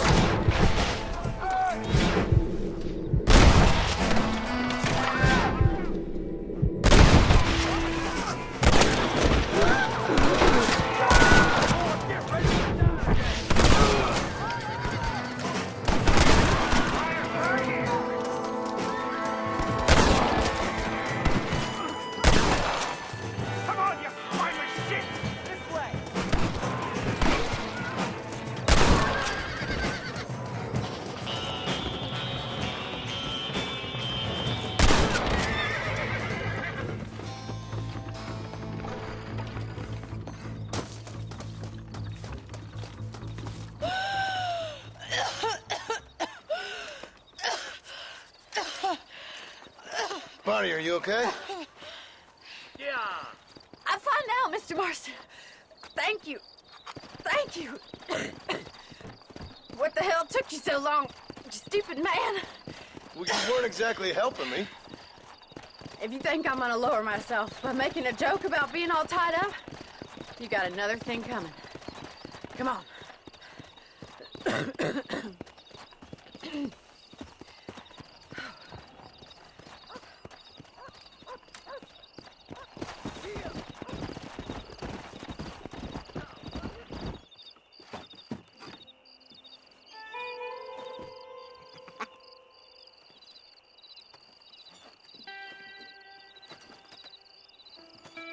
Excuse me, are you Seth? Who are you? I'm a friend of Mr. West Dickens. My name's Marston. John Marston. Goodbye, John Marston. It's been a great pleasure. I need your help, Seth. We need your help. Me and Mr. West Dickens. Let me be frank for 1 second, partner. I hate people. It was people who got me in this mess in the first place. What mess? Look at me.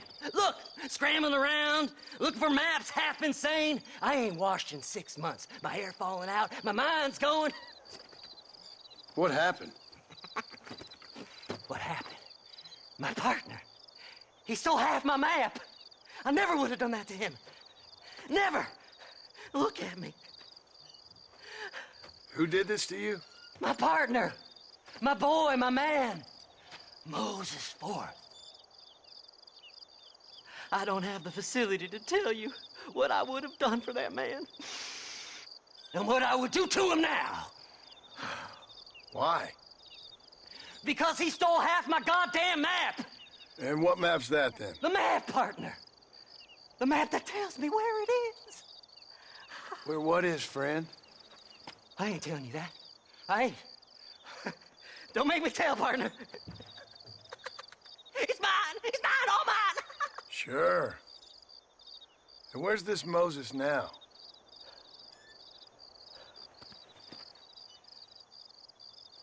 He's at Benedict Point. The law got him for exhuming. Some people, they feel differently. Not Moses. Him and me are the same. The self-same.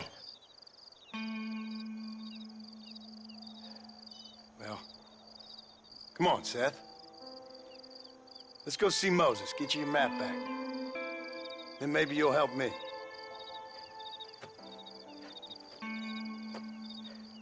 All right, partner. Let's go.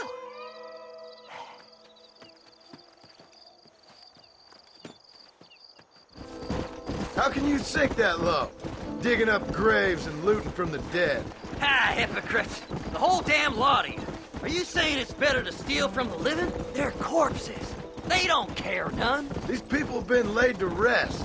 You don't know nothing. I talk to them long after they've been forgotten by every other fella. I tell them it's all right to be scared and alone. I embrace them when they're stinking and rotten. I met some sick bastards in my time, Seth.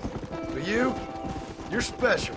Folk is cold and heartless all their lives. To me, they gets warmer when they're actually cold and heartless. Surely that makes sense to even you. Not exactly, it don't. Are we really living anyway? Do you exist outside my mind? Maybe we're both having the same dream, and when we wake up, we'll die. I certainly seem to be in some kind of nightmare.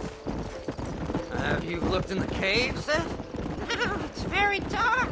What'd you say? I didn't say nothing. I just heard you say something. You're a crazy man. You should get that head looked at. Seth, I need someone who can get a wagon inside Fort Mercer. I was told you could help me, but I'm not sure you even know what day it is. I don't.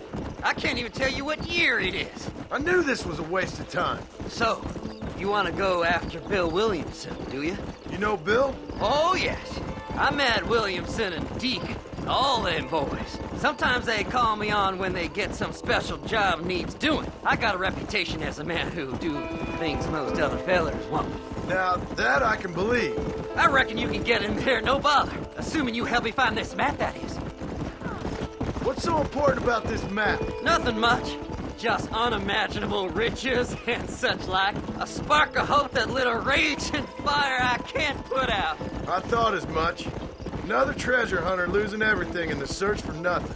Oh, I lost it all, partner. My wife, my children, my business. Good riddance to them all. I don't eat, I don't sleep, I don't wash, and I don't care. I know. I can smell you from here. It used to be about the money, but now, I don't know who I am no more. I see myself, but it's like I'm looking at somebody else. Only it's me, you know? Maybe it's time you moved on. No way I can stop now. It's taking me over. There's no difference between night and day. All right, this is it. Let's stop here a moment and come up with a plan. As far as I know, Moses is being held in that shack. There's a couple of deputies keeping guard outside. Can you distract him so I can sneak in for a quick parlay with that son of a bitch? I'm sure I can think of something.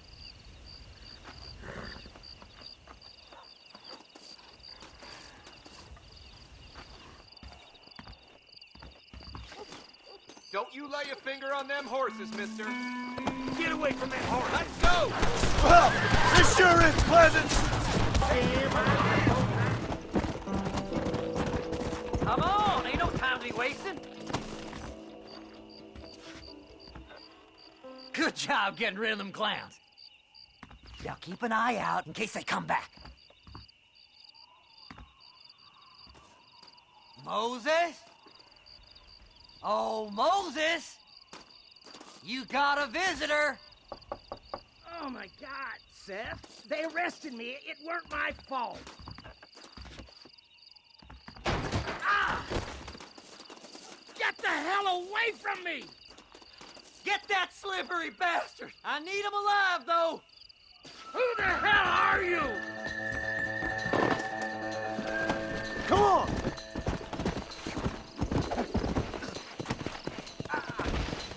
Son of a bitch! Seth's lying to you, mister!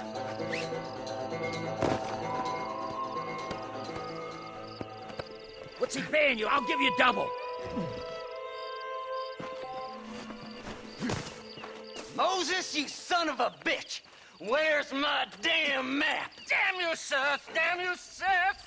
You've always been a twisty little freak. I ain't telling you shit. Ah! Then I'm gonna cut you up piece by piece. Till you find your tongue.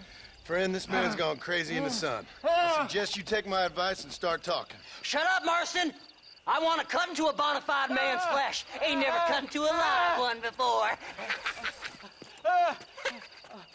Oddfellows Rest. It's in Oddfellows Rest. Get away from me once and for all. Well, ain't that a damn shame? I was starting to enjoy myself. I think you gone pissed yourself, Moses.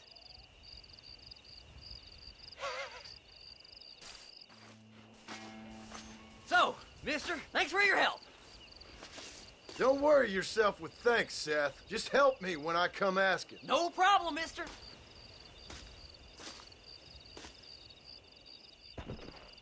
Fly, fly!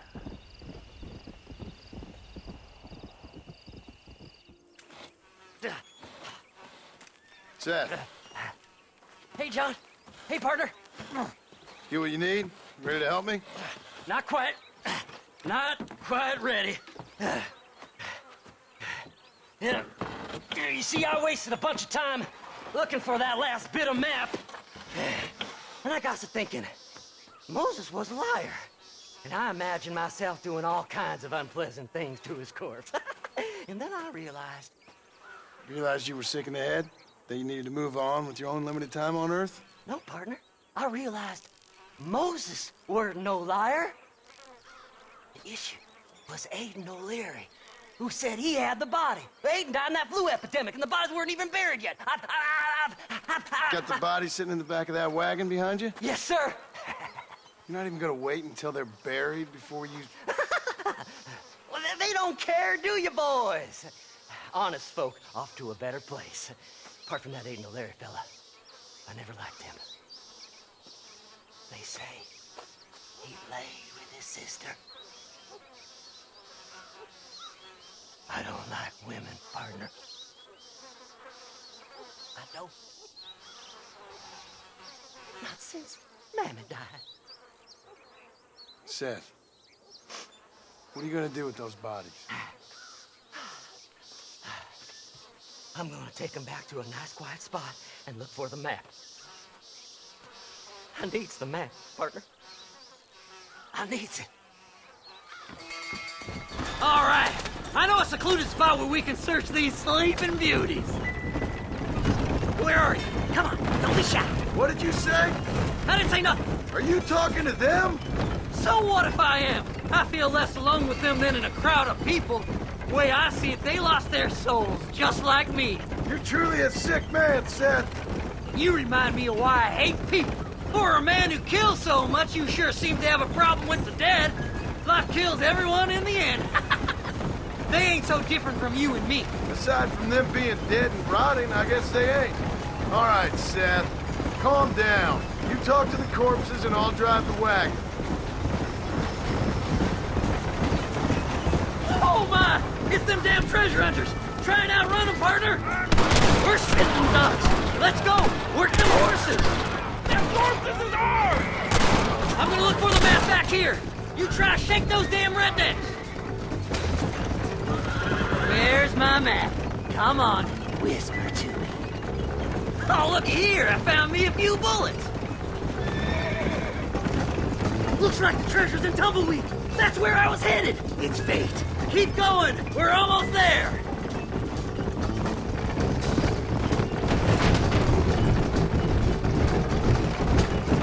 Finally!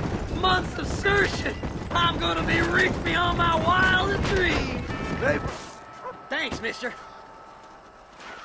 I reckon I'll sit here a while trying to figure this out. I'm gonna be rich! When you're done with that, get over to Fort Mercer. I need you inside that place. After I find my treasure, mister!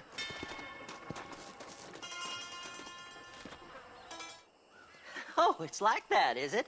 Huh? Not talking to Seth today? Oh, the old silent treatment. Oh, whoa, whoo-hoo.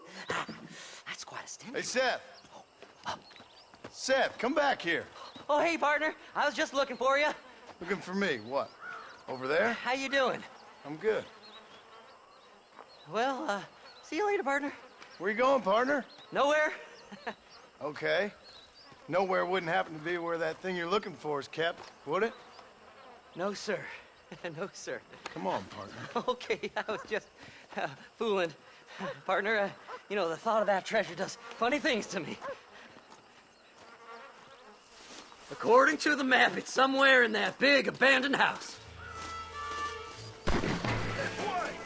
The bastards followed me here! Ready for me! Thanks for all the hard work, Seth! Now kill them, boys! Did you see these fellers? Dubious as they look, I figure they must be with you. Think you can just walk in here? Oh, you better run, son!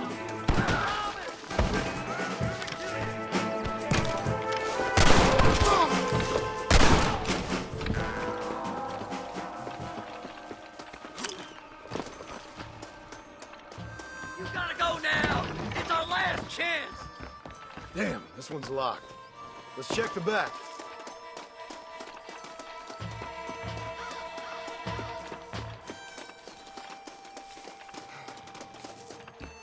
Go on! We ain't got much time! We're in luck. You might as well give up now! Hey! Chuck it! Lily never go, fucker!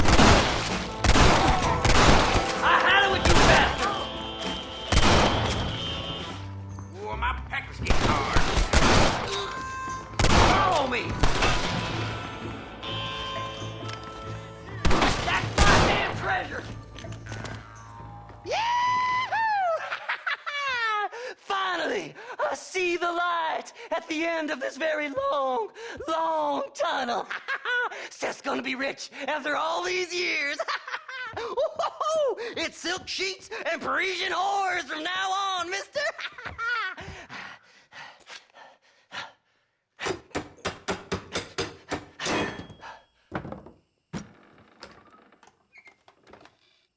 What the goddamn hell is this? A glass eye. I'm sure whoever that belonged to treasured it very much. Stupid liars. Those stupid chicken shit maps. Making a damn fool of me.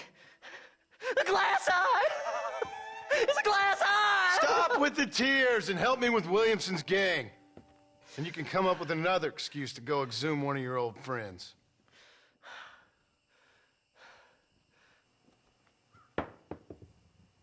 Hunting dead man's treasure ain't done me no favors. Sure. I'm ready for the living. I'll see you and Mr. West Dickens over at Fort Mercer when you gentlemen is ready.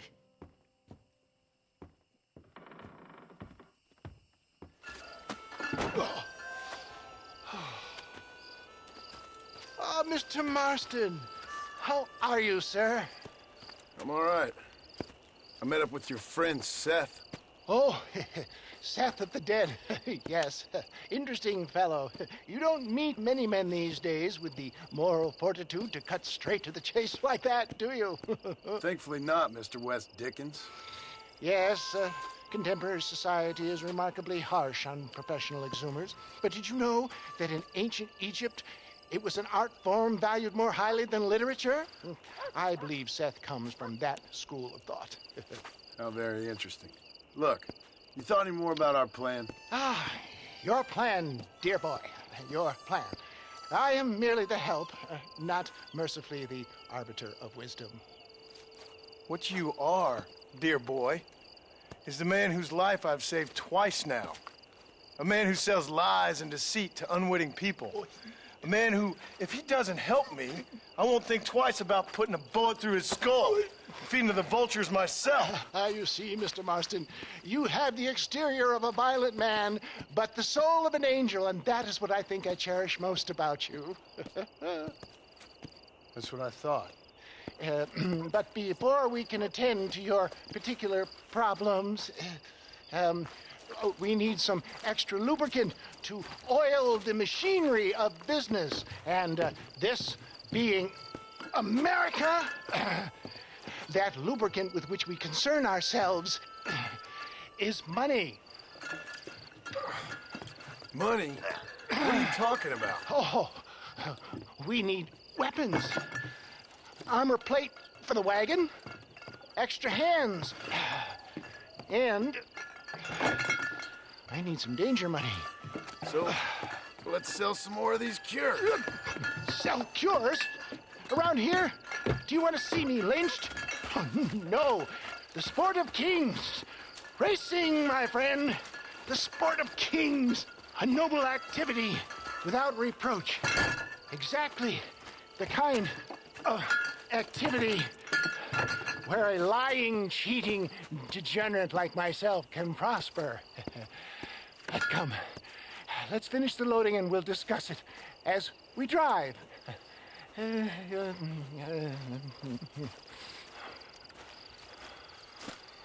Now, sir, tooth gap, tooth breach. Seth is an interesting fellow, is he not? I wouldn't say interesting, more deeply disturbed. I can see why you two get along. I see the good in everybody, John. It's a flaw of mine. I have a soft spot for life's flotsam and jetsam.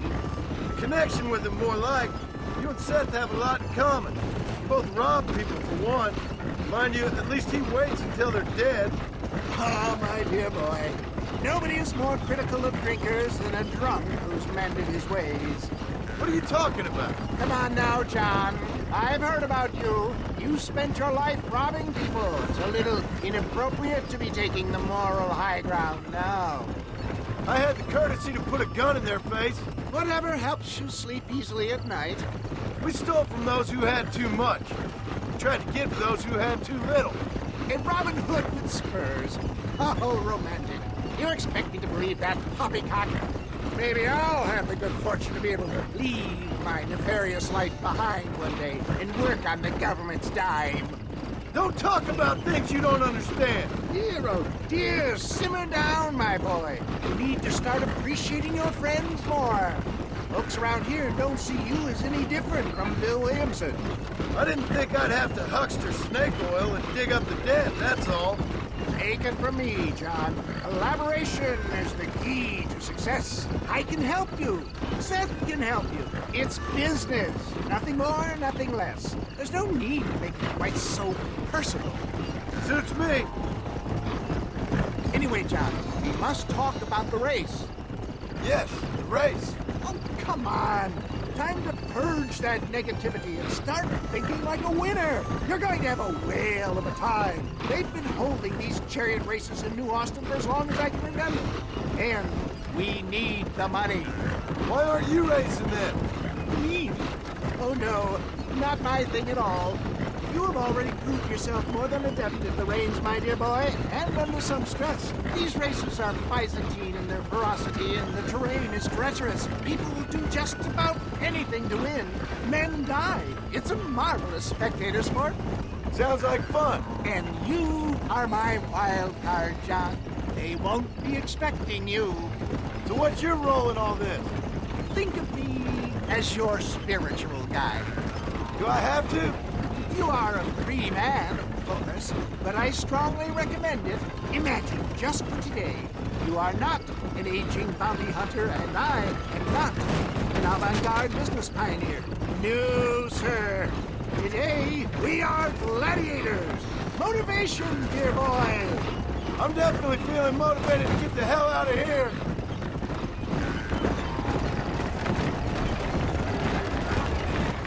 Here we are, John. Gap Tooth Breach.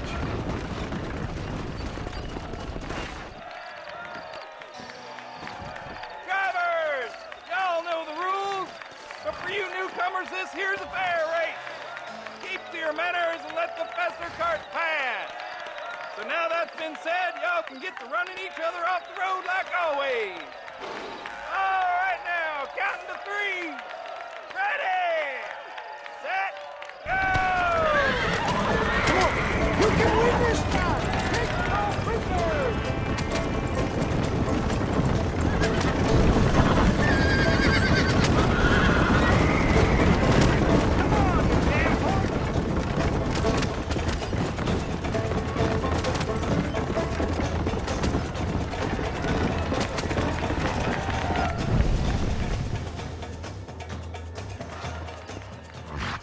Hell of a race, mister. I'll take care of this cart for Mr. West Dickens. Come on, John. I suggest we beat a hasty retreat. Right. Best remove ourselves from the stage before somebody decides they want their money back. Fine by me. Wasn't that fantastic? The cheers of the crowd, the thunder of the wheels. The falling rocks, the homicidal maniacs. Oh, come on, John. Even a cold-hearted misanthrope like you must have found that just the tiniest bit exhilarating. Not the friendliest bunch, are they? They take the racing very seriously in these parts, and your participation was not entirely pre-approved. That was clear. Ah, sport, war, and heartache.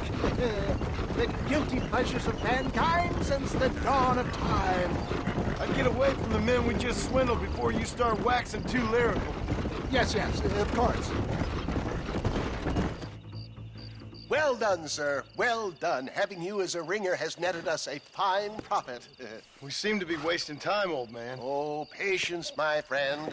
The Trojan horse cannot run before it can walk, if you'll forgive the metaphor. Next, we need to procure some grand and overwhelming firepower. And for that, you need to contact an old friend of mine. Goes by the name of Irish.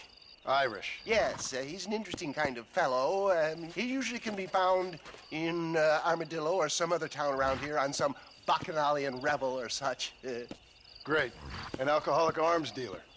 What could be better?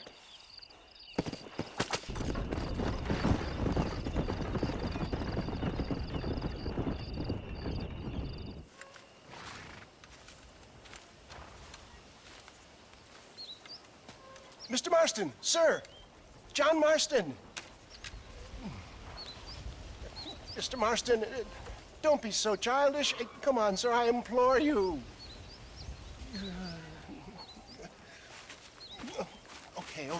Okay, so I made a few innocent mistakes when last we met. But my plan is still sound. Together we can conquer, if not the world, then certainly Bill Williamson. But first, you need me to do you a favor? You read my mind. I can only deduce you have been taking my tonic, sir, as instructed. It can give the most ordinary of intelligences a remarkable insight. I'll give you insight. I'll show you what your guts look like. Please, sir, this show of petulance is nothing short of embarrassing. Think for a moment, sir. Think. I'm thinking about how much of my time you're wasting. Sir, I am about to do something which I greatly discourage in all wise and rational men. A selfless act for you. But, sir, before I act selflessly, allow me to act selfishly and sell some of my wares. fair enough. Oh, good, sir. Come, and let's go visit some of our fine friends in the other oil business we have here in Plainview. These men need all the help they can get.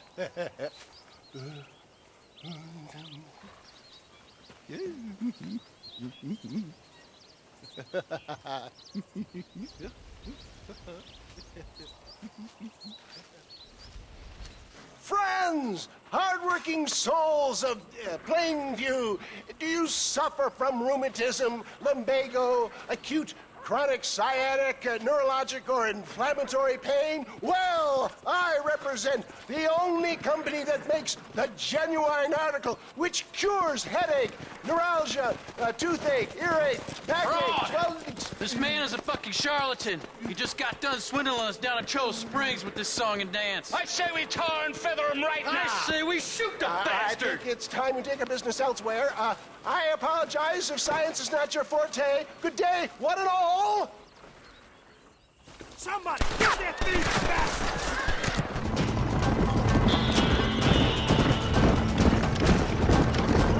Well, show him respect science! Sure is lucky he came along when he did. Lucky for who?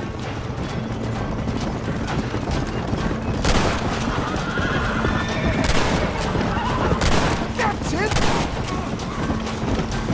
Well, it looks like the global expansion of your West Dickens elixir might have come rough. Nonsense. Just another bump on science's rocky road. Oh my good God! They blocked the road!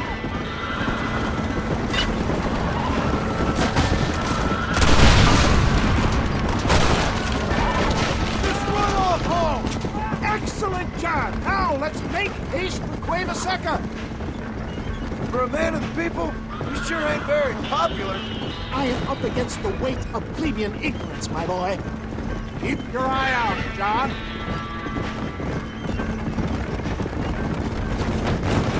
Maybe you need to think about a change of career. I will never give up on science, John. Well, that was a little hairy. Thank you, my dear boy. You saved the day again.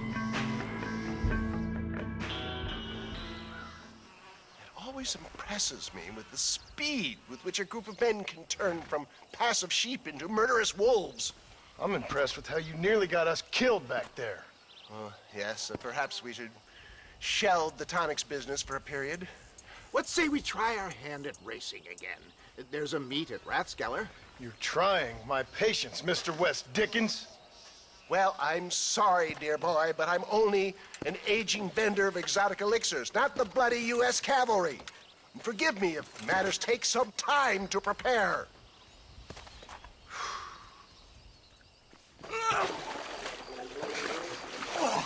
Yes, boyo, you messed up properly this time, didn't you? You little paddy bastard. You thieving McCunt. You got it all wrong, Welsh. All wrong. It was French, I promise. He said he was going to rip you off. Now he's ripping me off. Here, keep on talking there, Irish. In about 15 more seconds, your whole world's gonna turn black. What's up, boys? Fuck off, boyo. This don't concern you. When a man with a sing-song voice tells me to fuck off, it always concerns me, boyo. Look here, this Paddy bastard stole our guns, tried to steal our horses. Law's clear on the matter. I never stole nothing, sir. Never did. Not in all my life. That French cunt is playing with the Welshman's tiny and ineffective mind. Hush your mouth. Anyway, you all got horses now. No one needs to die. Leave him be. Who do you think you are, boyo? The bloody cavalry?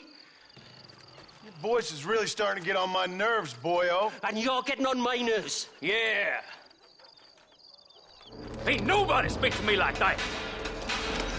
Don't worry, old pal. Hell's better than Wales. Mr. Nigel West Dickens said you'd help me locate a machine gun. And since I just saved your life... I can't thank you enough for taking care of those two degenerates. Untrustworthy, poor in personal hygiene, lacking in the finer qualities of a gentleman. What about the gun? It'd be my pleasure. She's magnificent, government issue. It'll be a bit of a ride, but we'll get there soon enough. Follow me, fella.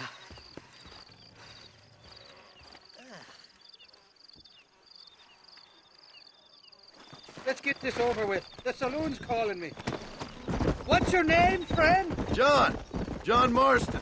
Stroke of luck you came along, fella. I thought I'd drunk me last breakfast there for a second. Who were those fine specimens of humanity? They was me only friends in the world. And boy, am I glad to see them bastards dead. We all met on the boat over a few years back, we did. Thick as thieves ever since, and that right there was the problem. Is it normal for friends in Europe to drown each other? Never trust a Welshman, me pa always told me. And he got his throat slit, so he should know. The kind of fellows who would steal an acorn from a blind sow and then kick her for squealing. And as for that French bastard... He didn't sound very French. Not for now. The thieving bastards are holed up at the cabin by the lake. Can't wait to see the look on their faces when we blast in there. They'll be more surprised than a slut dog with their first porcupine. You best not be lying to me. Listen, fella, I didn't ask for your help back there. I don't owe you nothing. I'll decide what you do and don't owe me. I've had enough of your overly aggressive manner, fella. You don't know who you're dealing with here. Irish, I've met enough men like you to last me a lifetime.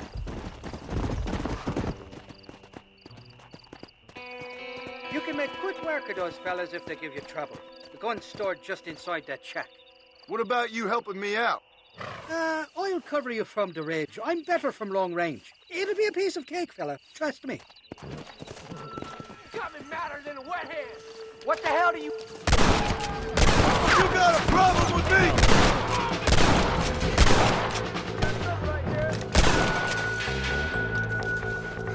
You're dead, boy. You'll best get used to pain.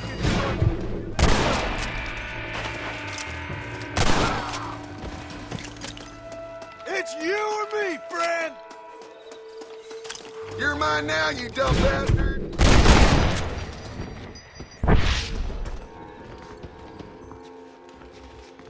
It's not here. That lying sack of shit! Mighty fine course that you got there, young lady. I got you. Let hungry Irish honey. Tie them. Where are you? Oh, who do you want? I see you. Get away from me. Right here. Where's that machine gun, Irish? Oh, Mr. Marston. I found you one. Found us one, Irish. We're in this together. You, me, and an assault on Fort Mercer. I'm the guy that saved you from getting killed back there, and who you owe your life to, remember? Not really. Happens to me all the time. You don't want it to happen to you again, do you, Irish? No, friend. I wants to buy you a drink. I wants to tell you how much you means to me, how special you is. And I want to tell you that if you don't produce a Gatling gun within the hour, you'll wish you'd been killed back there. It's the whiskey, sir. It gives me the memory of a newborn babe, as innocent as can be.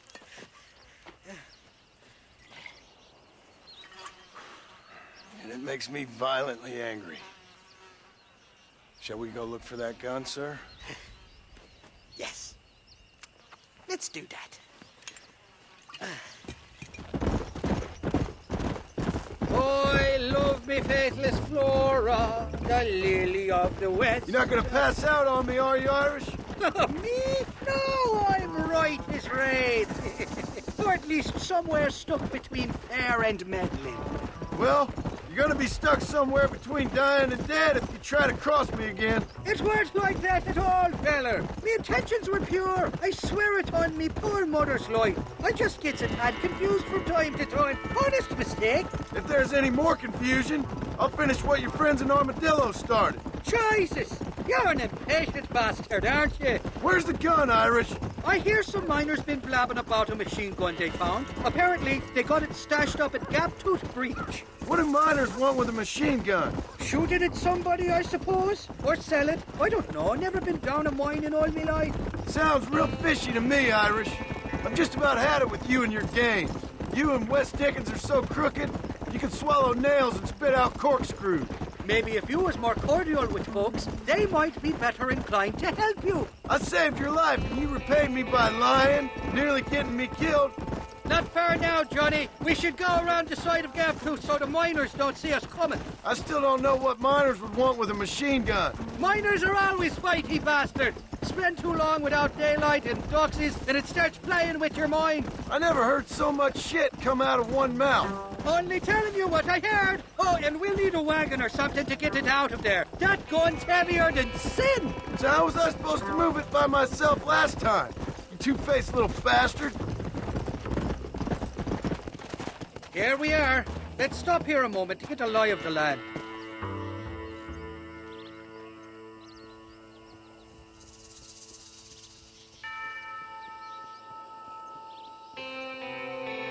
The entrance is plain to see, and there's a shaft them bastards used to haul out heavy ore. I mean you, can use that lift to get you and the gun to the surface. I do it all myself, but the mines play havoc with me sinuses. I'll find us a fine place to hide these horses, and then return with a borrowed flat wagon. I'll meet you at the mouth of the mine shaft. And Irish, I strongly advise you don't run off this time.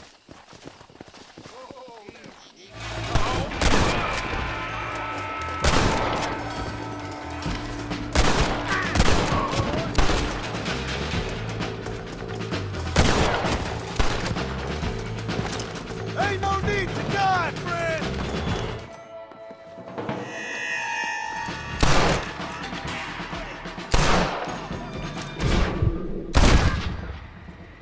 Try getting up from that!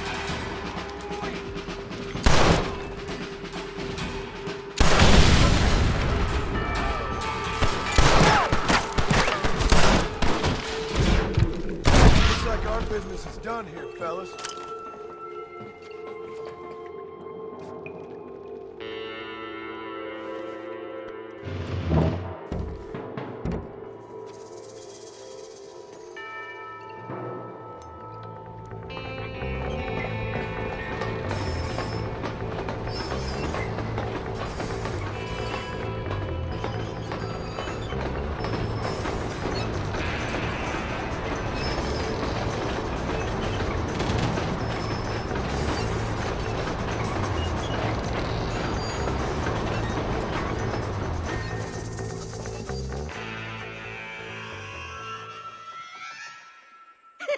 I thought I'd be looking at your corpse being hauled up this lift.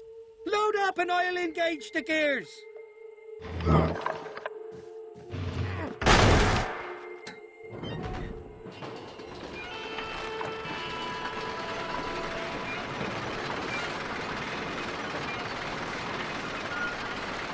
Sakes alive!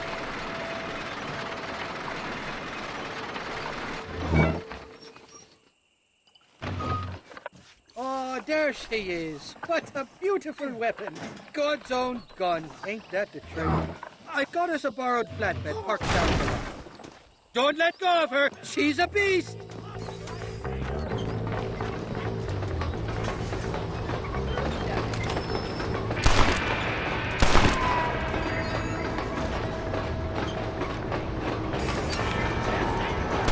Nearly got it.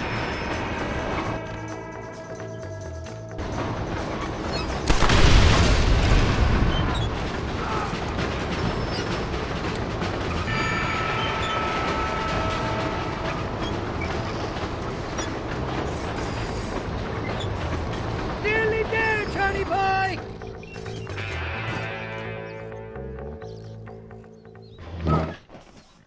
Let's go!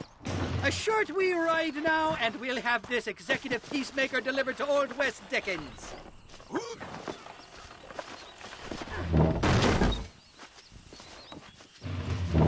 Just make sure it doesn't fall off on the way.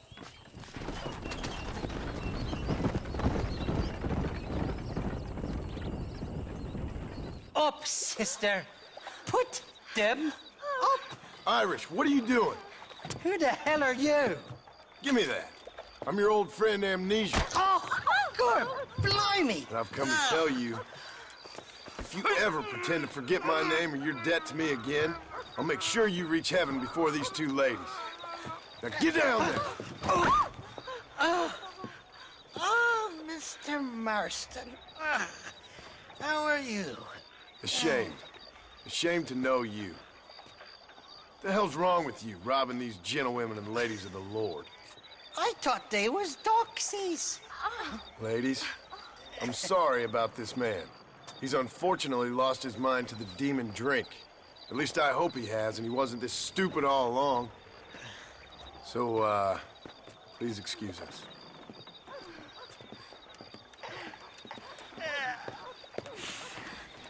Now, Irish, that Gatling gun doesn't work.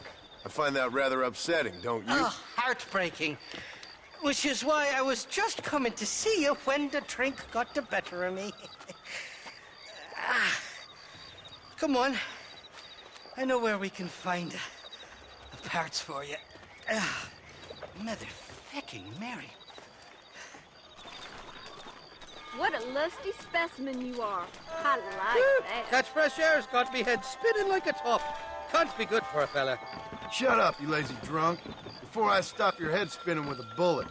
I resent that, Johnny. I've been working like a beaver on your behalf. You've been working like a weasel on my behalf. Bushwhacking defenseless ladies of the cloth? You must have been raised on sour milk, Irish. What are you talking about? I'm a good Catholic boy. You're a booze-blind coward. And you're a hypocrite, Marston. You've robbed just as many innocent folks as me. I tried to only rob those who had more than they deserved. Christ, the church has more money than anybody. Your brain gone bust? Where are we going, Irish? Just to the warehouse here in Thieves Landing. I'm telling you, Johnny boy, it's all set up. We're meeting this pal of mine at the back door of the office. Hobble-tongued feller by the name of Shaky.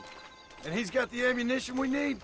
Jesus, stop fretting, will you? I knows about guns front, back, and sideways. We're gonna be real familiar with mine if things keep on this way. All right, we're here. Stay close.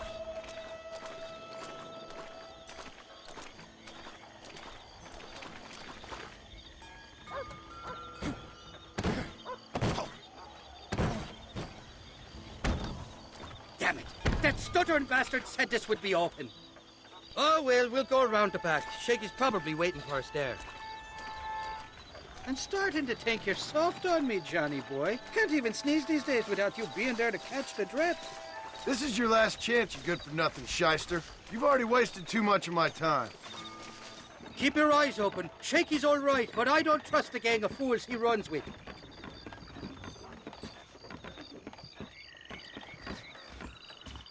Shaky's made the arrangements, and he'll... Oh, shite. Sounds like Shaky's only gone and got himself found out. All right. Now all we have to do is find out who you work with. You hear me? Shaky, you wretched fucking son of a whore. Suck my... Again! Oh! Labor relations don't sound like they're exactly at an all-time high. You sneak in and get poor Shaky loose. I'll go get the wagon. Good luck, Marston. He's a good man, that Shaky.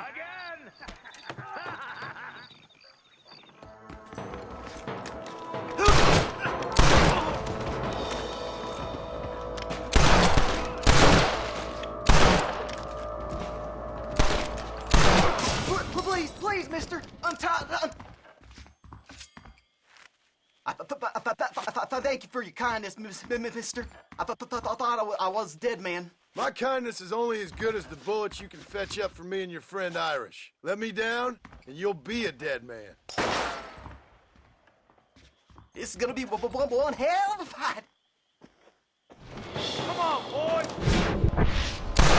Come on, partner! You sons of bitches! All right, let's get out of here while we got the chance. Open the door. I got you covered.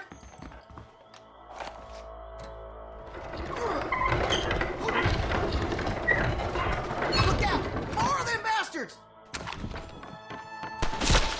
Shit, man! I'm gonna rip you up. You want to die? Then move! Come on! There's only two of us! Let's see what you got! I'll give you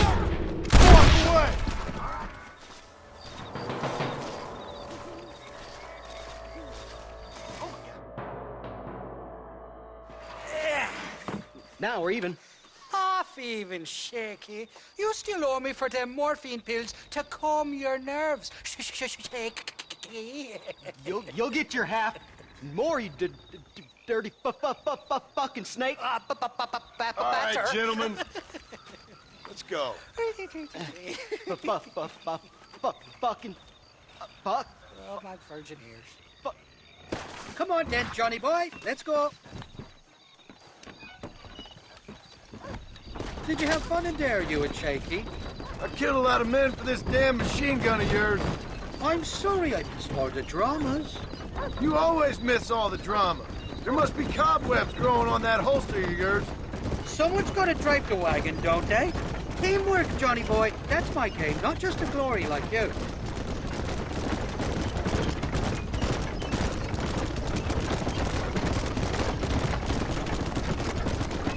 Damn! I knew they wouldn't give up that easy. Hold them up, Johnny. I'll get you back to McCarlan.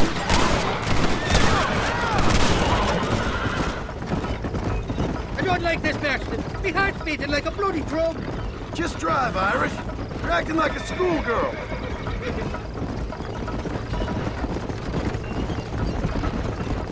I'm telling you, Irish, that machine gun had better work after all this. Well, I think you're ready for part, Mercer. You got enough ammunition here to take down a small country, fella. I'm gonna need it. Bill Williamson's got himself an army. So I guess this is where we part ways, Johnny Marston. Or maybe not, friend. You're gonna be right alongside me when I take on that fort. After all you put me through, it's time you pull the damn trigger for once. Show me what a big, bad killer you really are. Yes, of course. What am I thinking? Don't worry, you can count on me. I just hope I don't steal all your glory. Wouldn't be right or proper. Hell of a team, me and you. We should consider making this a more permanent partnership. I think I've about had my fill of liars in this life, partner. Impressive, Marston. We'll have Wes Dickens's wagon rigged and ready to go soon enough.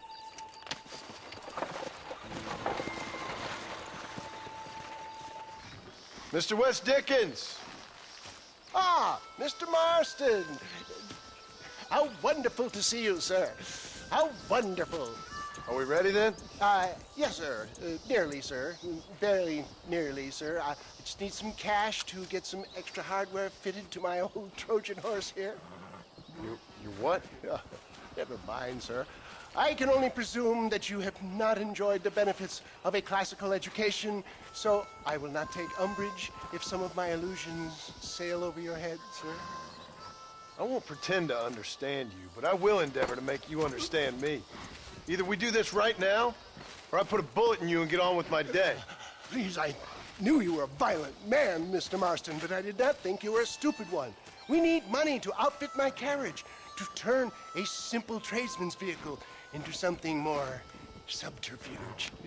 And I'm about to tell you how we are going to gain said cash. Now, I know that you ride very well. So come, sir, to Rathskeller Fork. Let's go, my dear boy. I'll show you the way. So how are you, John? Okay, all things considered. Hopefully we can get through today without running into another army of your satisfied customers. Onwards and upwards! I refuse to let the blind stupidity of the proletariat derail my calling in life. Nothing blind about it. I'd say they saw right through you.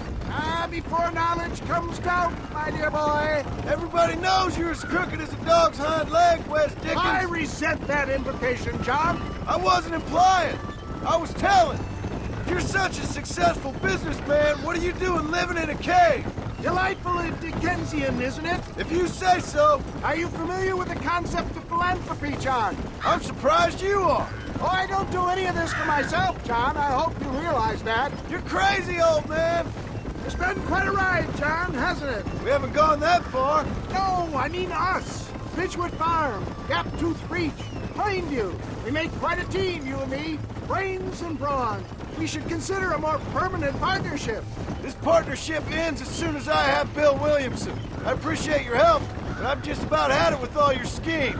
You need to realize what's at stake here. I know, John, I know. Just win this race and we'll be ready. I give you my word. There's Rathskeller Fork up ahead. My cousin's horse is racing, you know. Gentlemen, this will be a fair race. No shooting, stabbing, cliff pushing, rock throwing, cactus grinding, neck lassoing, setting fires, or other acts that causes a rider to unfairly lose his weight or bleed heavily or black out. Get yourselves ready. Set. Go! Come on.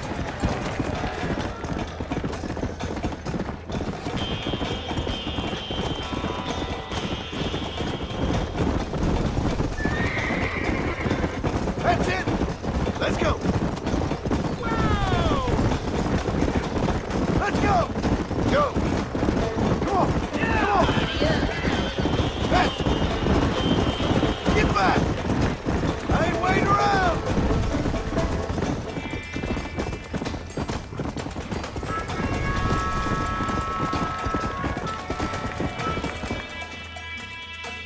He came, he saw, he conquered. What a fantastic spectacle, John. Let's take a moment to bask in the glory of our victory. Have we got enough money now? All right. Yes, once Seth and Irish have furnished their side of the bargain, I think we should be ready. Quite a team we've assembled, don't you think? A bunco, a grave robber, and a drunk. How could things possibly go wrong?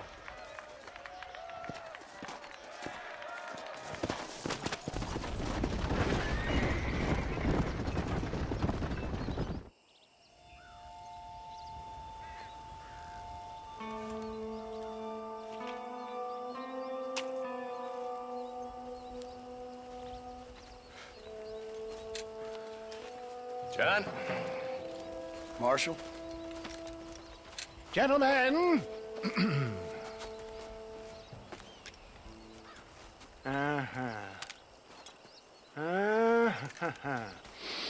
It's time. We must go. Why? What's happening? Seth has managed to get himself inside. But we can't leave it too long, or they will soon realize how very curious he is and remove him from the premises. Or slit his throat and watch him bleed to death. But for a minute, he will delight and amuse them. That's when he'll get us inside. Okay. Marshals of the law, when the shooting starts, take that as your cue to start awarding each other medals. Huh? I mean, take that as a cue to get inside and clean up the mess. Oh. All I care about is Williamson. It is vital we stop him. Agreed. That man is a stone-cold killer. Williamson's a proud fool. The question is which will win out between his pride and his instinct for survival.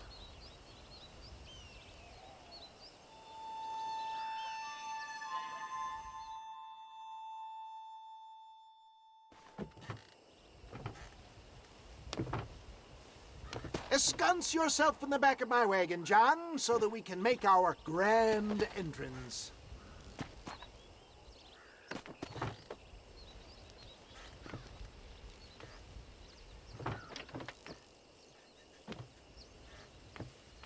Come on. Let's go.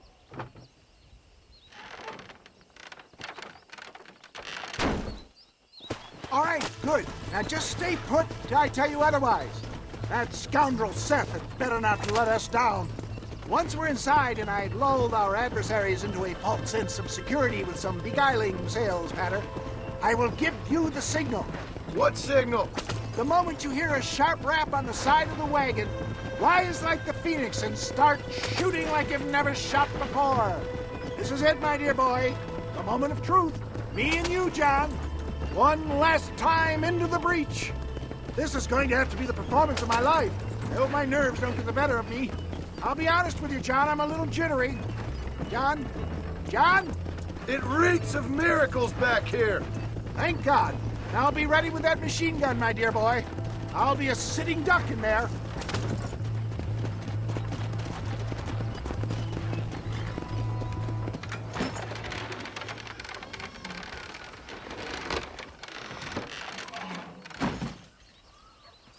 Hey there!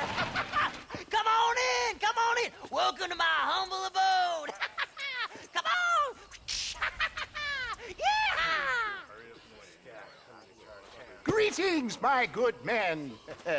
What would you say if I said immortality was at hand?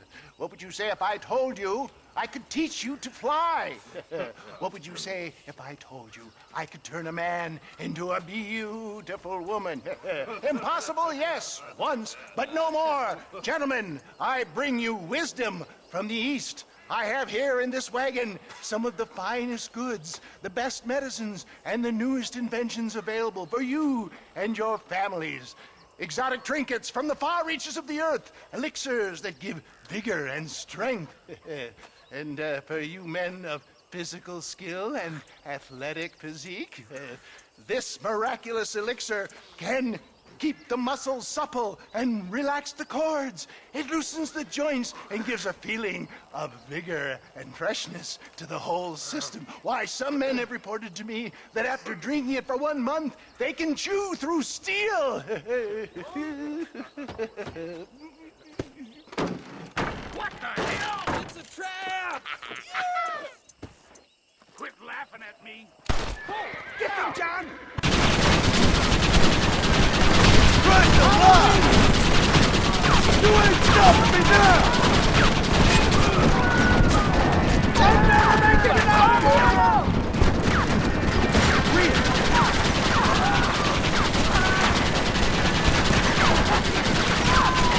Christ alive! How many are there?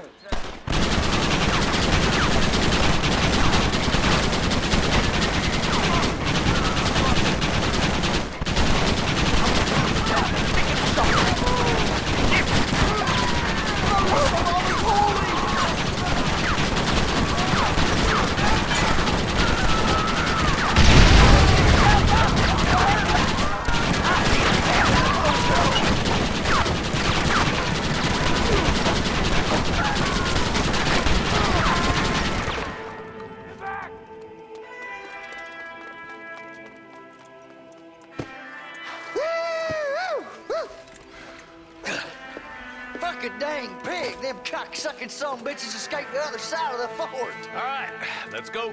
All right, boys, let's finish this.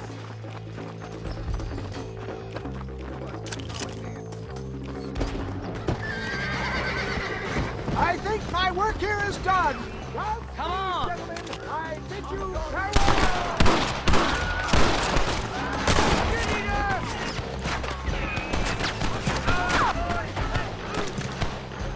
Oh, Lord! I've seen some counters! Come on,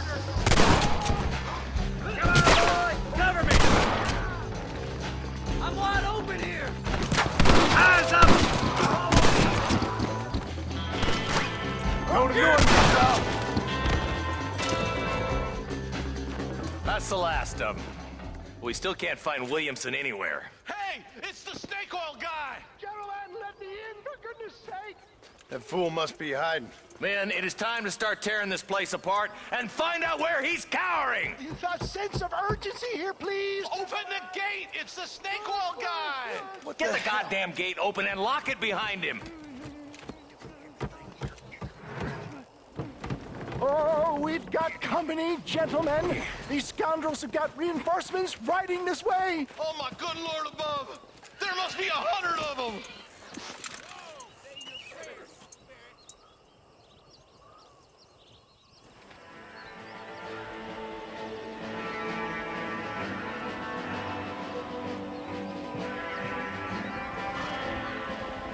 Look out, John!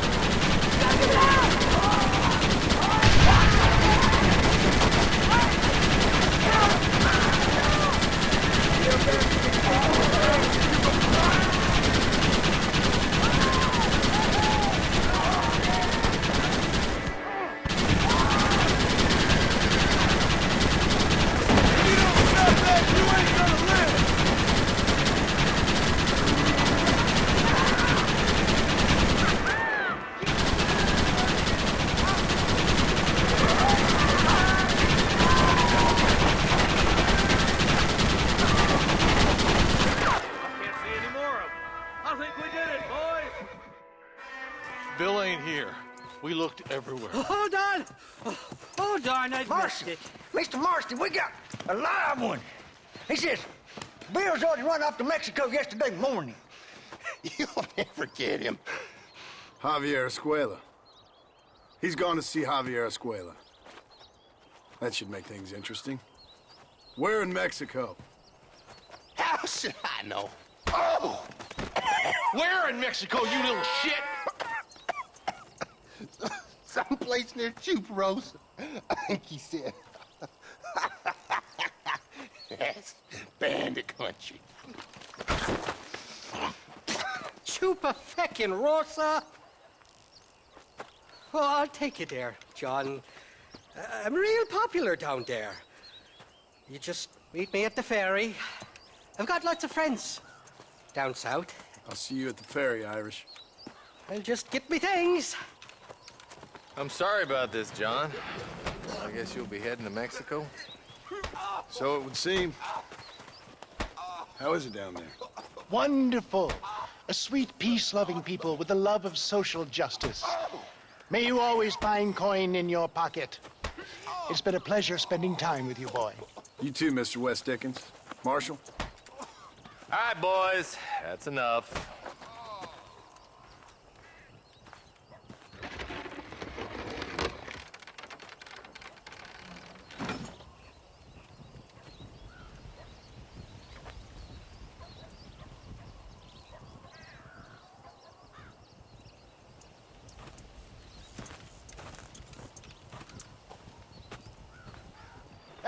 Yes, well, that's what makes you such an interesting fellow, Mr. Irish.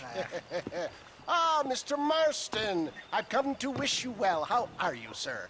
I'm okay. It seems that our friend Mr. Irish here is well connected south of the border. Oh, it's true. They love me down there. It's like a second home. I've got more friends than you could shake a stick at, should you so desire. So you know the way? Oh, it's easy. We just get on me raft here and let the current sweep us away to paradise. Come on then, Dovey. I'm not sure your idea of paradise and mine are quite the same, Irish. Relax. We'll have a great time and we'll find your man Williamson, no bother. I hope so. Hey, come on now. Look at it this way. I know we ain't exactly old pals, but, you know, have I ever done you wrong? No, but not through lack of trying. Hey! Well, you boys have fun down there. I shall miss you, John Marston. Thank you. Where are you headed? Oh, me? Oh, London or Paris or maybe Peking. I'm a traveling man, sir. This land is much too small for the likes of me. Well, try not to get yourself killed. Oh, well, yes, we men of science are not a very loved bunch in this land of myth and superstition. I'm off to the civilized world where men like myself are revered and given medals. Ha! Have fun. The same to you, sir. The same to you.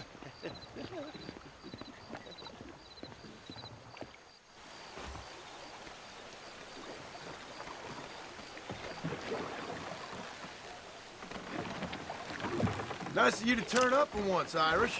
What do you mean? In usual fashion, you conveniently missed all the action at Fort Mercer. What can I say? I woke up with me head in a pair of pits, and it felt ill-mannered not to get reacquainted with him. At least you got your priorities straight. You know me, Johnny boy. I'll be late to me own funeral. They say God invented whiskey to stop the Irish from ruling the world. Well, you're here now. Look out, bandits! Cut the rope, Irish. We're sitting ducks here. For the love of God! Guess I got up to more mischief than I remember on my last visit to Mexico. This ain't exactly the reception I was expecting. They're not ones to forgive and forget, these fellas. All right. You must be taken. You fella couldn't hit the ground with your hat!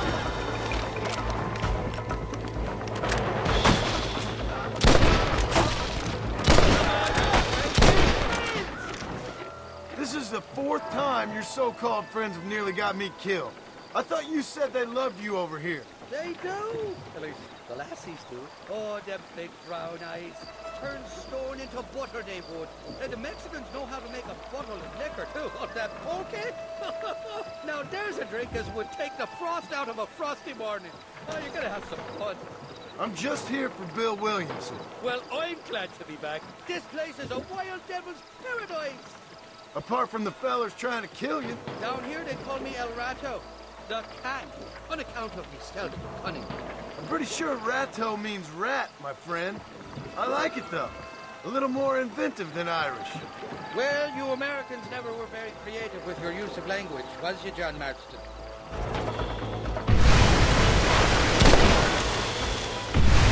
Ain't no need to die, friend! There's two more! Confounded bastards! We made it, thank the Lord. Am I glad to be getting out of that floating death trap. Oh, these horses look fresher. And healthy.